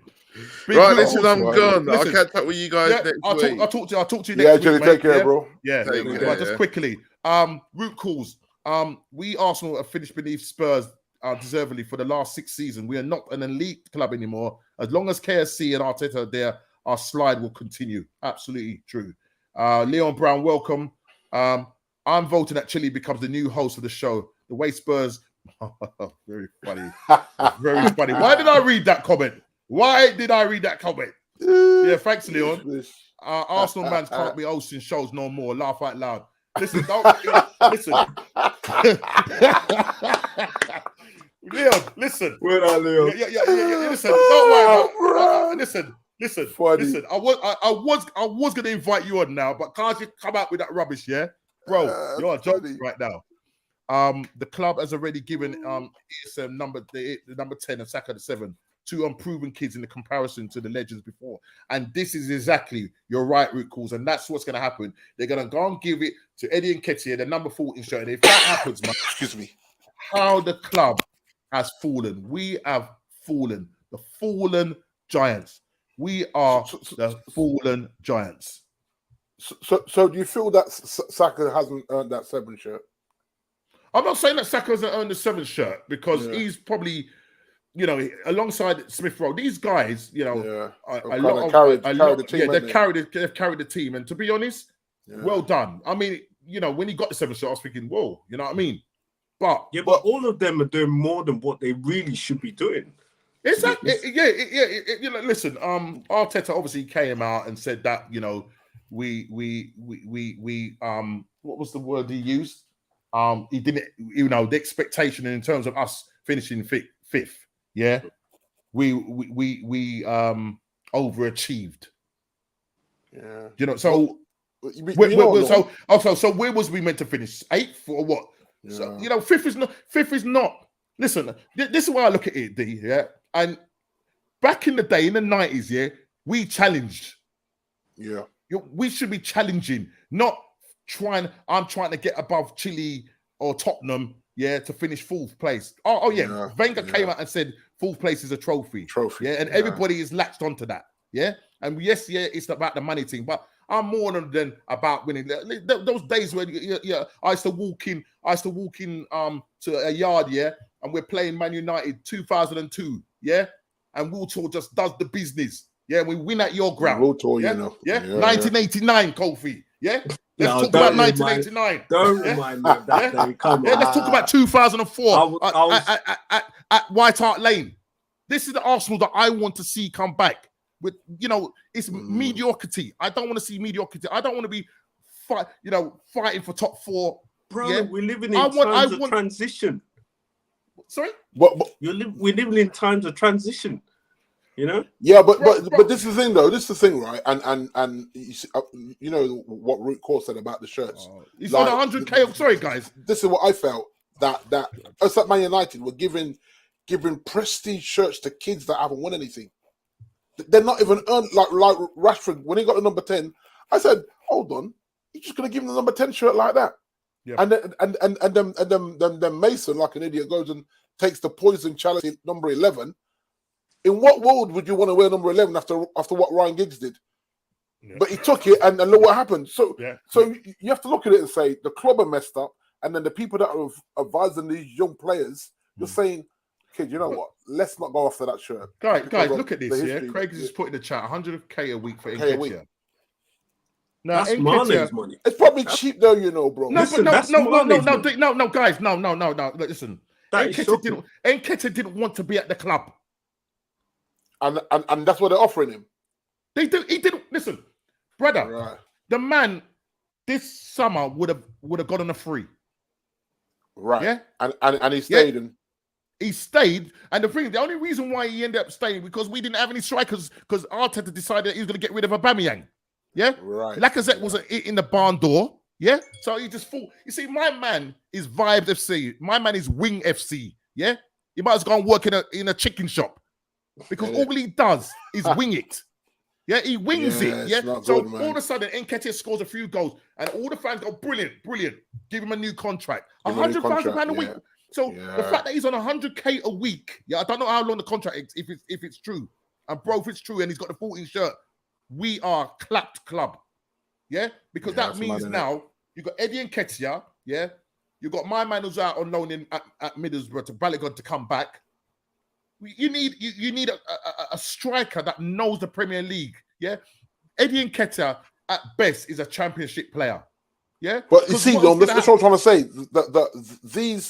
These contracts and these shirt numbers, they're not even earned anymore. They're not even earned anymore. Plus $5 million bonuses. We knew it's coming. We knew it was coming. Yeah, we knew this man said, right, I can, because I think Crystal Palace were interested in him. Yeah, and there was a couple of German clubs that were interested in him. We could have got some money for him. The man has held it right out to the last, and now this is what's happened. The man didn't want to be at the club, so that means now, yeah, we're going to be playing in the Europa League. Yeah, we're going to be coming up with some half decent sides. Yeah, is Nketiah now going to be our main striker? Is he going to be a backup striker? What's going to happen now? I really want to know what's going to happen. If this is true, Norman, he can't be a backup on 100K a week. No, he can't be a backup on 100K a week, or can he? But he's not good enough to lead the line. What is this club doing? Why are they allowing this to happen? It's a complete. Listen, does he get into Man United side? No. Does he get into a Liverpool side? No. Does he get into? Okay, go right down to say 10th, 11th. Newcastle. Does he get in there? No, because Callum Wilson is better than him. Yeah, he is. Yeah. And they're giving this guy 100,000 a week plus a £5 million bonus thing. And that's the thing, as I'm saying, it's ruined. Football is ruined. He's not Mo Salah, right? You don't know what. And then they're going to turn around and say, "Oh, this is like a new signing." Get out of here, man. Nah, man. Nah, that's a mad one. Wrong. It's wrong. As I said, right, Kofi, the Arsenal that I knew, yeah, we challenged. True. Yeah, we challenged. We went to away grounds and won at their ground and won the league at their ground. Norman, listen. Yeah, but football's changed, bro. Football has changed. Yeah, but Kofi. Hold on a minute. Sorry, D. Would you? Kofi, no. This is what I'm going to say, right? I said to you guys earlier that David De Gea paid all 38 games, right? Right. And we're paying Henderson 120 a week. He didn't play a single Premier League game, you know, Bridget. This is what I'm saying about these clubs moving mad. How can your backup goalkeeper be on 120 a week and did not kick a ball in the Premier League, brother? Not one time did he play. He played all 38 games and had 8 clean sheets, David De Gea. And so I look at that and say, everything financially about us is wrong when it comes to wages and contracts. Because your backup goalkeeper should be on 50 grand a week maximum, not 120. That's a starting goalkeeper's money. So you now paying this guy that you're saying can't get into the top 6 and probably can't get into the Newcastle team, 100 grand a week. Same thing, isn't it? You know what I think it boils down to? You know what it is? Arteta. I don't think Arteta can manage people with big personalities, the likes of Aubameyang, the likes of like Saliba, William Saliba, yeah, good defender, made it into the French squad on loan to Marseille, yeah, Guendouzi in the French squad on loan to Marseille. I mean, it's almost like Arteta it's like he needs to be in total control. Yeah, he's got this arrogant way, you know, the way he manages the club or manages the team and the players. His management skill is just absolutely clapped. Yeah, because how is it that under when Aubameyang played under Unai Emery and Arsene Wenger, there was no problems, but yet when it comes to Arteta, and it seems that more players that he's got rid of, yeah, because for whatever reason, yeah, they're talking that Aubameyang, he didn't want Aubameyang in the side because he was affecting the culture of the club. Yeah, all right, yes, the man was coming in late to work and whatnot, but it's got to be more than that. Yeah, so things have gone on. Yeah, man is bagging goals. Man's bagging goals in Barcelona. Yeah, other guys are doing bits, winning leagues, Giroud winning the league with is it AC Milan or Inter Milan, whoever he plays for. Yeah.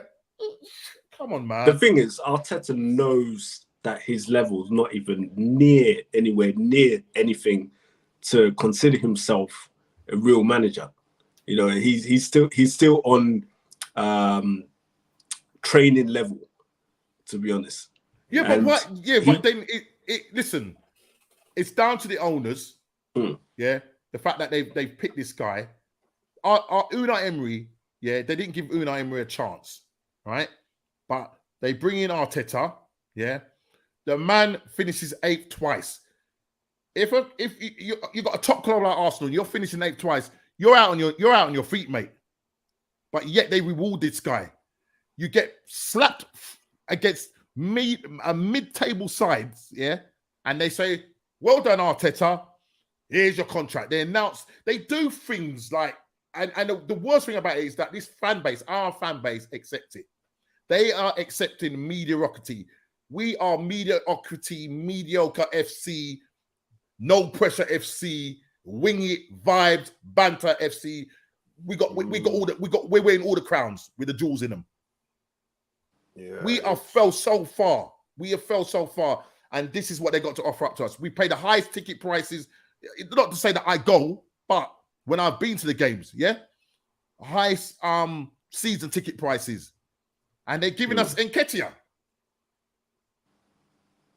What's Ruckel said? Our being the only option, standards are so low, we're relying on youth, and wondering why we fell. Because the thing about with youth, and that's why we couldn't get it over the line, because of when you're playing a young player, there's going to be inconsistency. They're not always going to be consistent, and you're going to need your main leaders like your Granit Xhaka, your Holding, who dropped off in that game against Tottenham. Yeah. Granit Xhaka is Granit Xhaka, yellow card, red card waiting to happen. We are the leaders. We are the leaders. Yep. So you're relying on young kids. You've got a board or owners that are incompetent. You've got Edu, who's inexperienced. You've got Arteta, who's inexperienced, leading a club that's the 3rd biggest club in England. We ain't moving anywhere, mate. We ain't moving anywhere. Whilst these guys, what will happen here? What will happen is that it will depend on how far we get in the Europa League, if we're struggling, and how far out we will be when it comes to not Champions League. If we're well out the Champions League places come November, because you've got to remember the World Cup and all of that. Yeah. The club has to act, but because Arteta's a project, it's like they don't want this project to fail. It's like they got to make a point. This is the thing, and this is where I come back to Liverpool are just borderlining, that trying to be up there next to Manchester City, or are they going to start to see a little bit of a drop-off because they can't invest enough to go to that next level? I'm going to tell you the truth with Liverpool. I personally don't see Liverpool dropping off at all. And you know why? No, listen, I'm going to tell you why, yeah? Right? Klopp, that's why. Because Klopp can take bang average players. He's taken Robertson from Hull. Look at Robertson, one of the best left backs in the world, yeah? So it's not even really all about money and bringing you're bringing the best players, but you have to know how to coach these guys. Yeah. You have to know how to coach these guys. Arteta could have all the spend and bring in all the players. Yeah, Klopp is doing this with this team, and he's going again. You was only 1 point off of winning the league. Hold on, Kof. You've been in. You've been in. Is it three finals?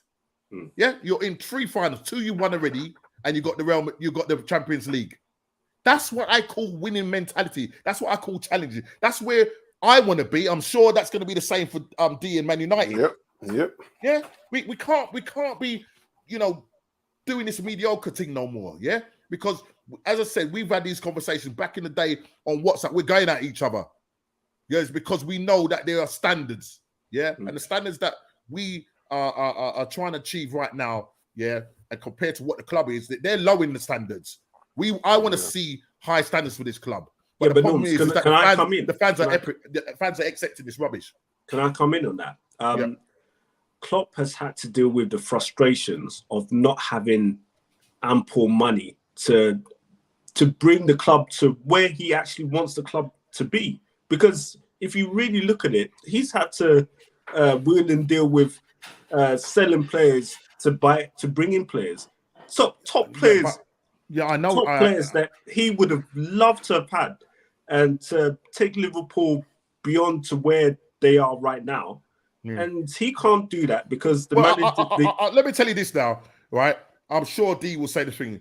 I'll change places with you. Would you? D, would you change places? True. Exactly. Yep. True. So, man, I don't know why you're moaning, man. Right? Because, yeah. Would you? Okay. Look at Arsenal. Look at Man United. Come on, man.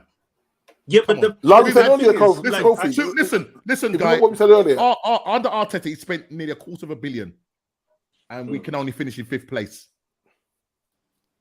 Yeah. Somebody sent me a thing. So he's been back, Norman. He's been backed. He's been backed. And this is what I said about Ollie. He's been backed and bought poorly.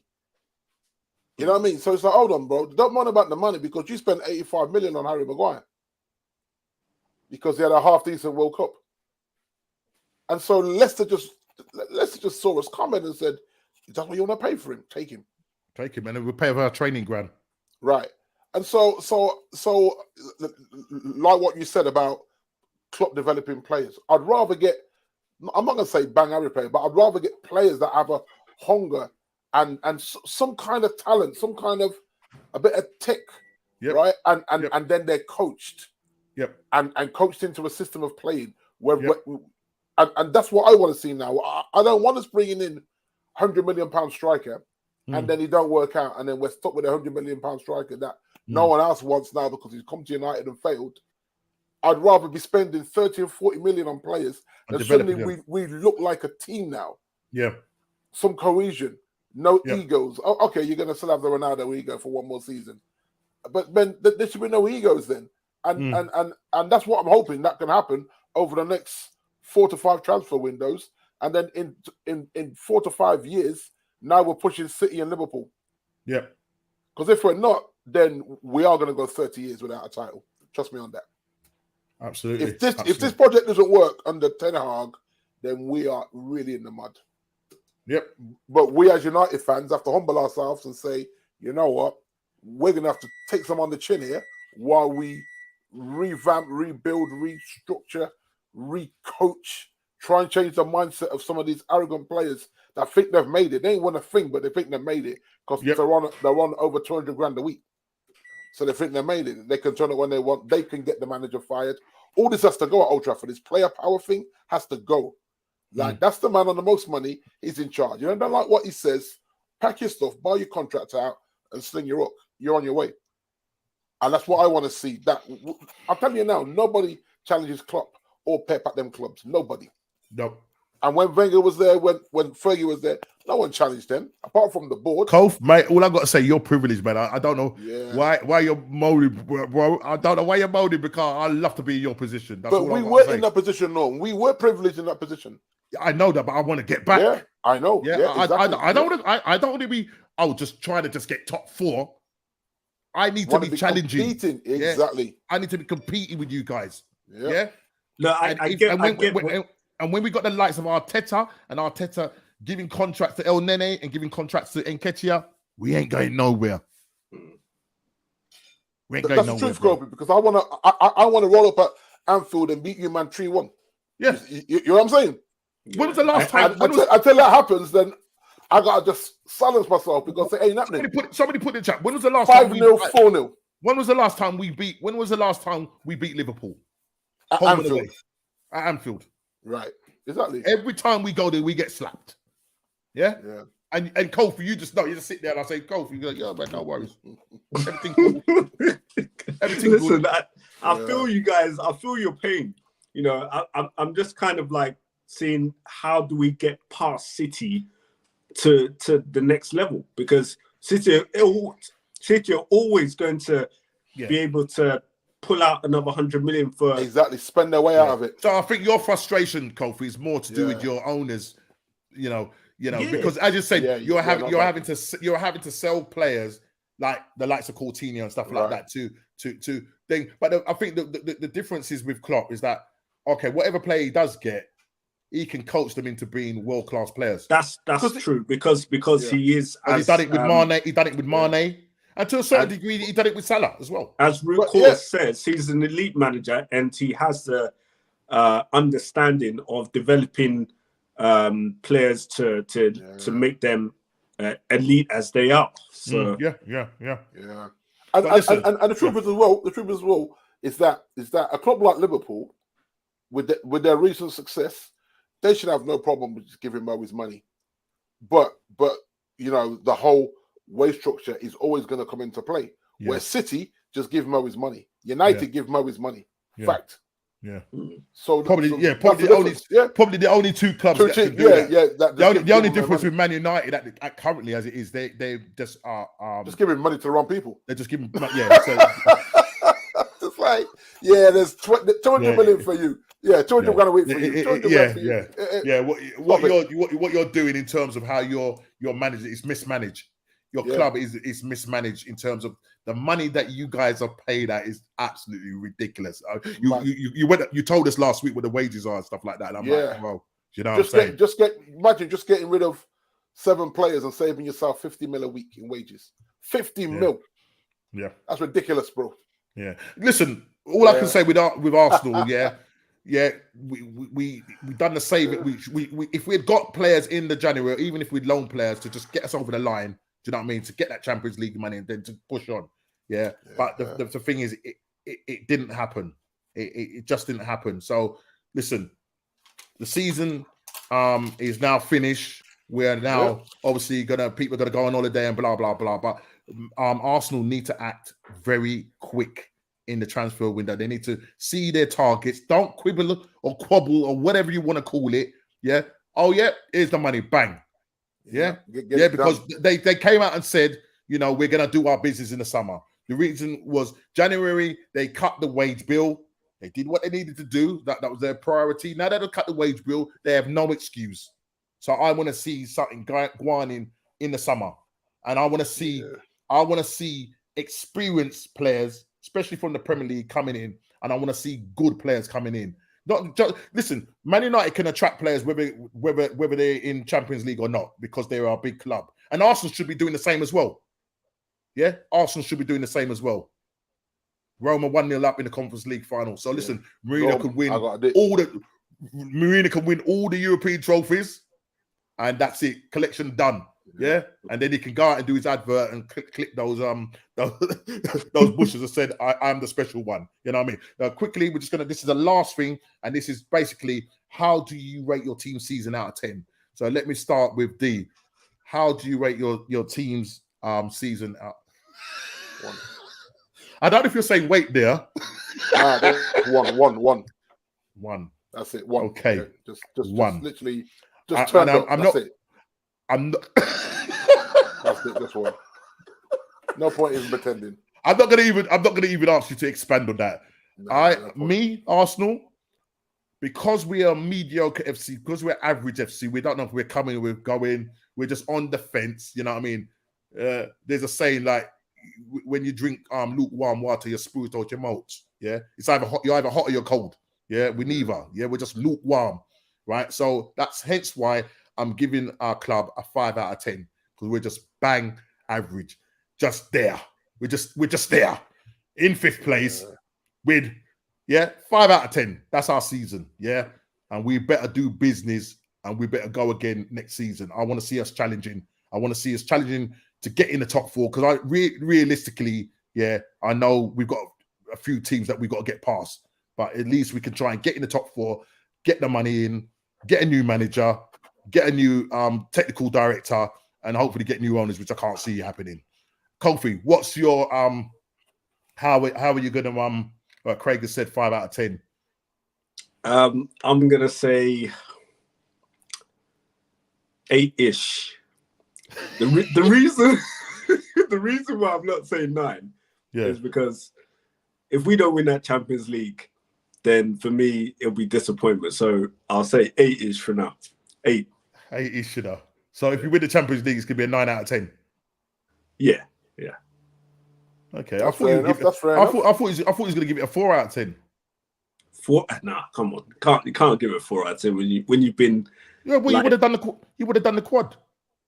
Yeah, but the thing is, like, he's not getting it. I get it. I get what you're saying. The quad. I get what you're saying.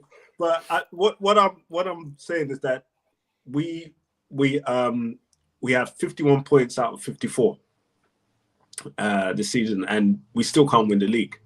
So it says a lot. It says a lot. What does it say about me and D's team? Listen, you've got a long way to go. That's why I said 1, and the 1 is because they drove their cars to the training ground and drove their cars to Old Trafford. That's it. So the effort to drive your car, I'll give you a 1 for the season. Because I'm thinking D's giving them a 1 because they got some nice rides. Yeah, they got some nice rides. That's it. Yeah, I mean, you saw how often players quit on the pitch. Yep, 100%. You can't put this shirt on and quit on the pitch. Yeah, not on my watch. And you saw that. 1 out of 10. Yeah. 1 out of 10. Sometimes when they say, when they say that a team quits or players just give up, and you're looking to see what the commentators talking about. How do they know? But the amount of times I saw your players, D, quit on the pitch. Quit. Exactly. So 1 out of 10. Absolute disgrace. With that, gentlemen, I'm going to bid you goodbye. Okay, listen, D, take it easy. Yeah, man. Listen, I will talk with you because just to let the audience know, we are hopefully going to come with some new content. I was discussing it with Kofi, so when I get a chance, I'll give you a call. Maybe do like a little link up call and just go through some of the stuff that we want to do come the summer and further on still. But listen, thanks D for your time and thingy. I'm just going to read this last one by an hour. So listen, you take it easy, bro. Drive safe. Take care, we'll speak soon. Yeah, man. Okay, take it. Bless up. Yeah, man. Just quickly, Root Call says, to be honest, Arsenal's average a league title every 10 years of 136 years. We're almost 20 years behind schedule, even by this romantic metric. I'll keep cussing until we get back to challenging. 5 out of 10. Can't agree with you more, mate. City scored 99 goals without a proven striker. God help the rest when Ireland comes, mate. Yeah, and I see what you're saying. I see what you're saying, Kof. Yeah, it's that kind of level, and the owners that you got, you probably want Arab owners. I think if you had Arab owners now, mate, of course, I think that the titles will be going backwards and forwards. You know what I mean? We cannot keep going back to we haven't got enough money to get an emerging player that we're supposed to be saying, okay, let's go for that player. Yeah. We're still stuck in this. We got to sell players to get a player. That can't keep going on. And I suppose the big question is, will that change next season? No. Okay. So your expectation is, you will challenge? You will definitely challenge for the league. We'll definitely challenge. But Ireland is the factor. Yeah, he is. As Craig has put in the chat. He is. And, whether Mane decides he's going to stay or Salah is going to, be his best next season, we don't know. I'll tell you, as I say, it will be interesting. This weekend, you do play Real Madrid, massive game. Listen, if you do win that, you will win a treble. And Mane will then reveal whether he's going to stay or not. If he does go, do you have I know you've got that Carvalho that's coming. Do you have a replacement for him?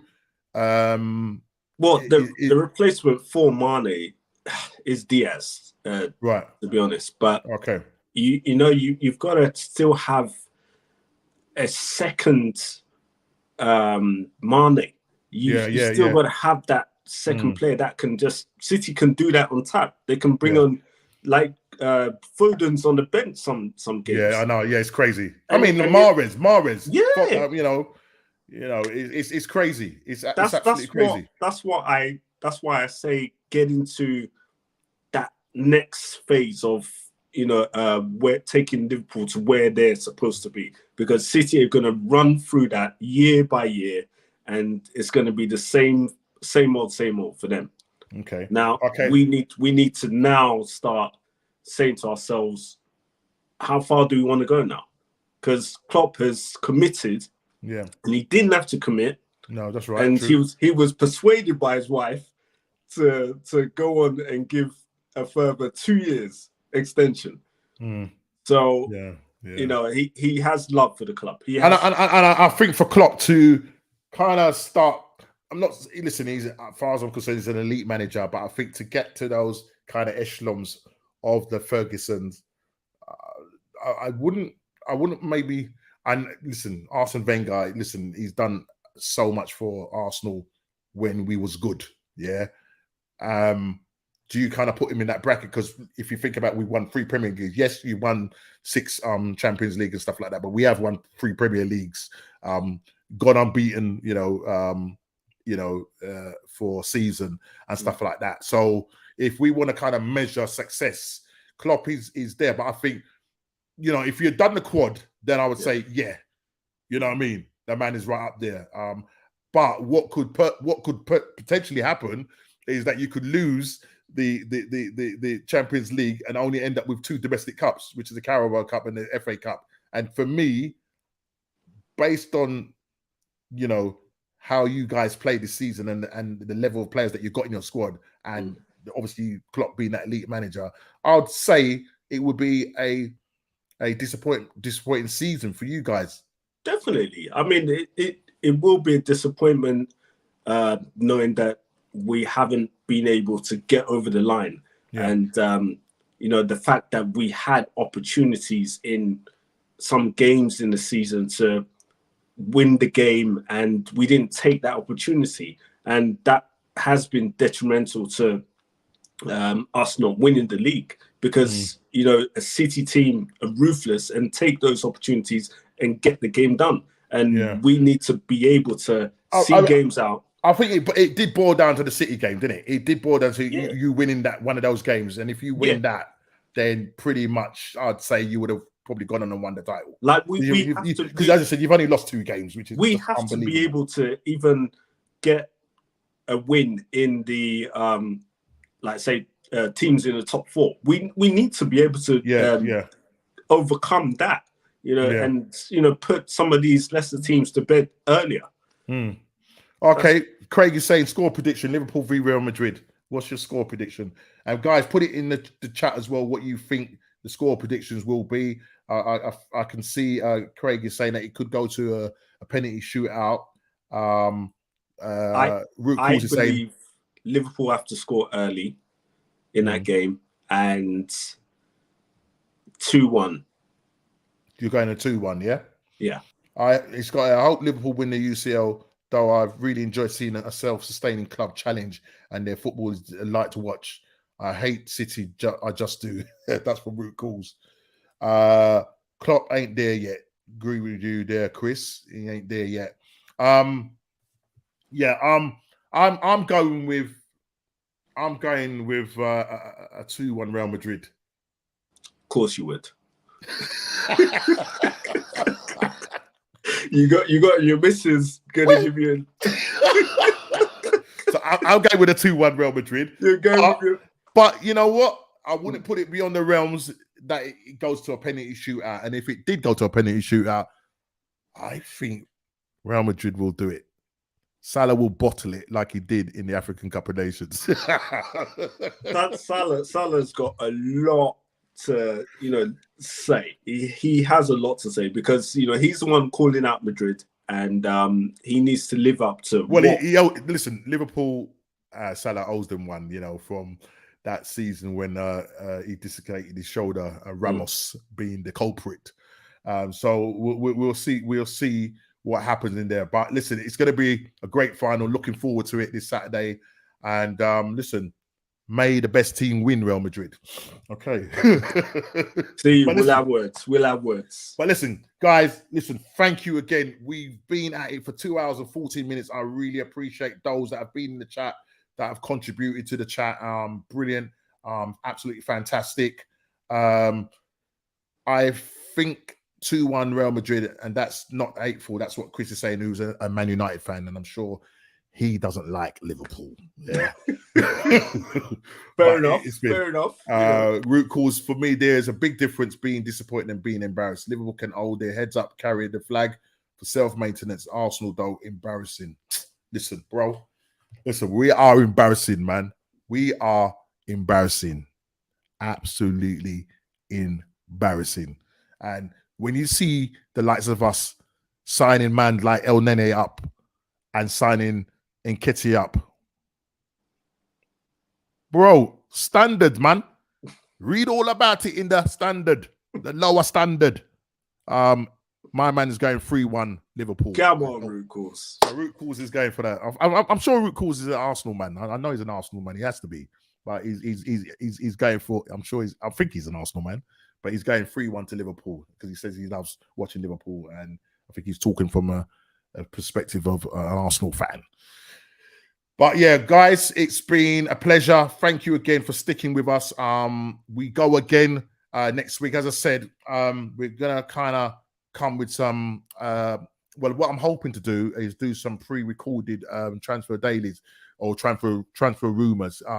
Now, normally back in the day, I used to do it every single day, and it was hard graft. So what I'm hoping to do is do it every other day, and then on the Wednesday we have like a kind of general sort of review of how our teams have done during the transfer window in that week, whether we've bought players or not, or if we do buy players, what does it mean for our clubs and stuff like that. So that's what we're going to be doing going forward. So there's going to be more, as I said, you will see more uploads with regards to transfer dailies. As I say, they'll be every other day pre-recorded, and I'll just load them up. They'll probably be around about 10 minutes long. Some of them might be done on my phone, in my van or whatever, and then I'll get it loaded up. But we will still continue with the what's going on podcasts and you know, still talk things all football. I'm sure there's going to be a lot of news out there. So let's see what happens. Bless up, Root Cause. Have a good one. Mr. Chris, take care, and we will see you next week. Please hit the like button, subscribe and share if you're new, and we will see you on the next What's Going On podcast. God bless. See you next week. Bless up.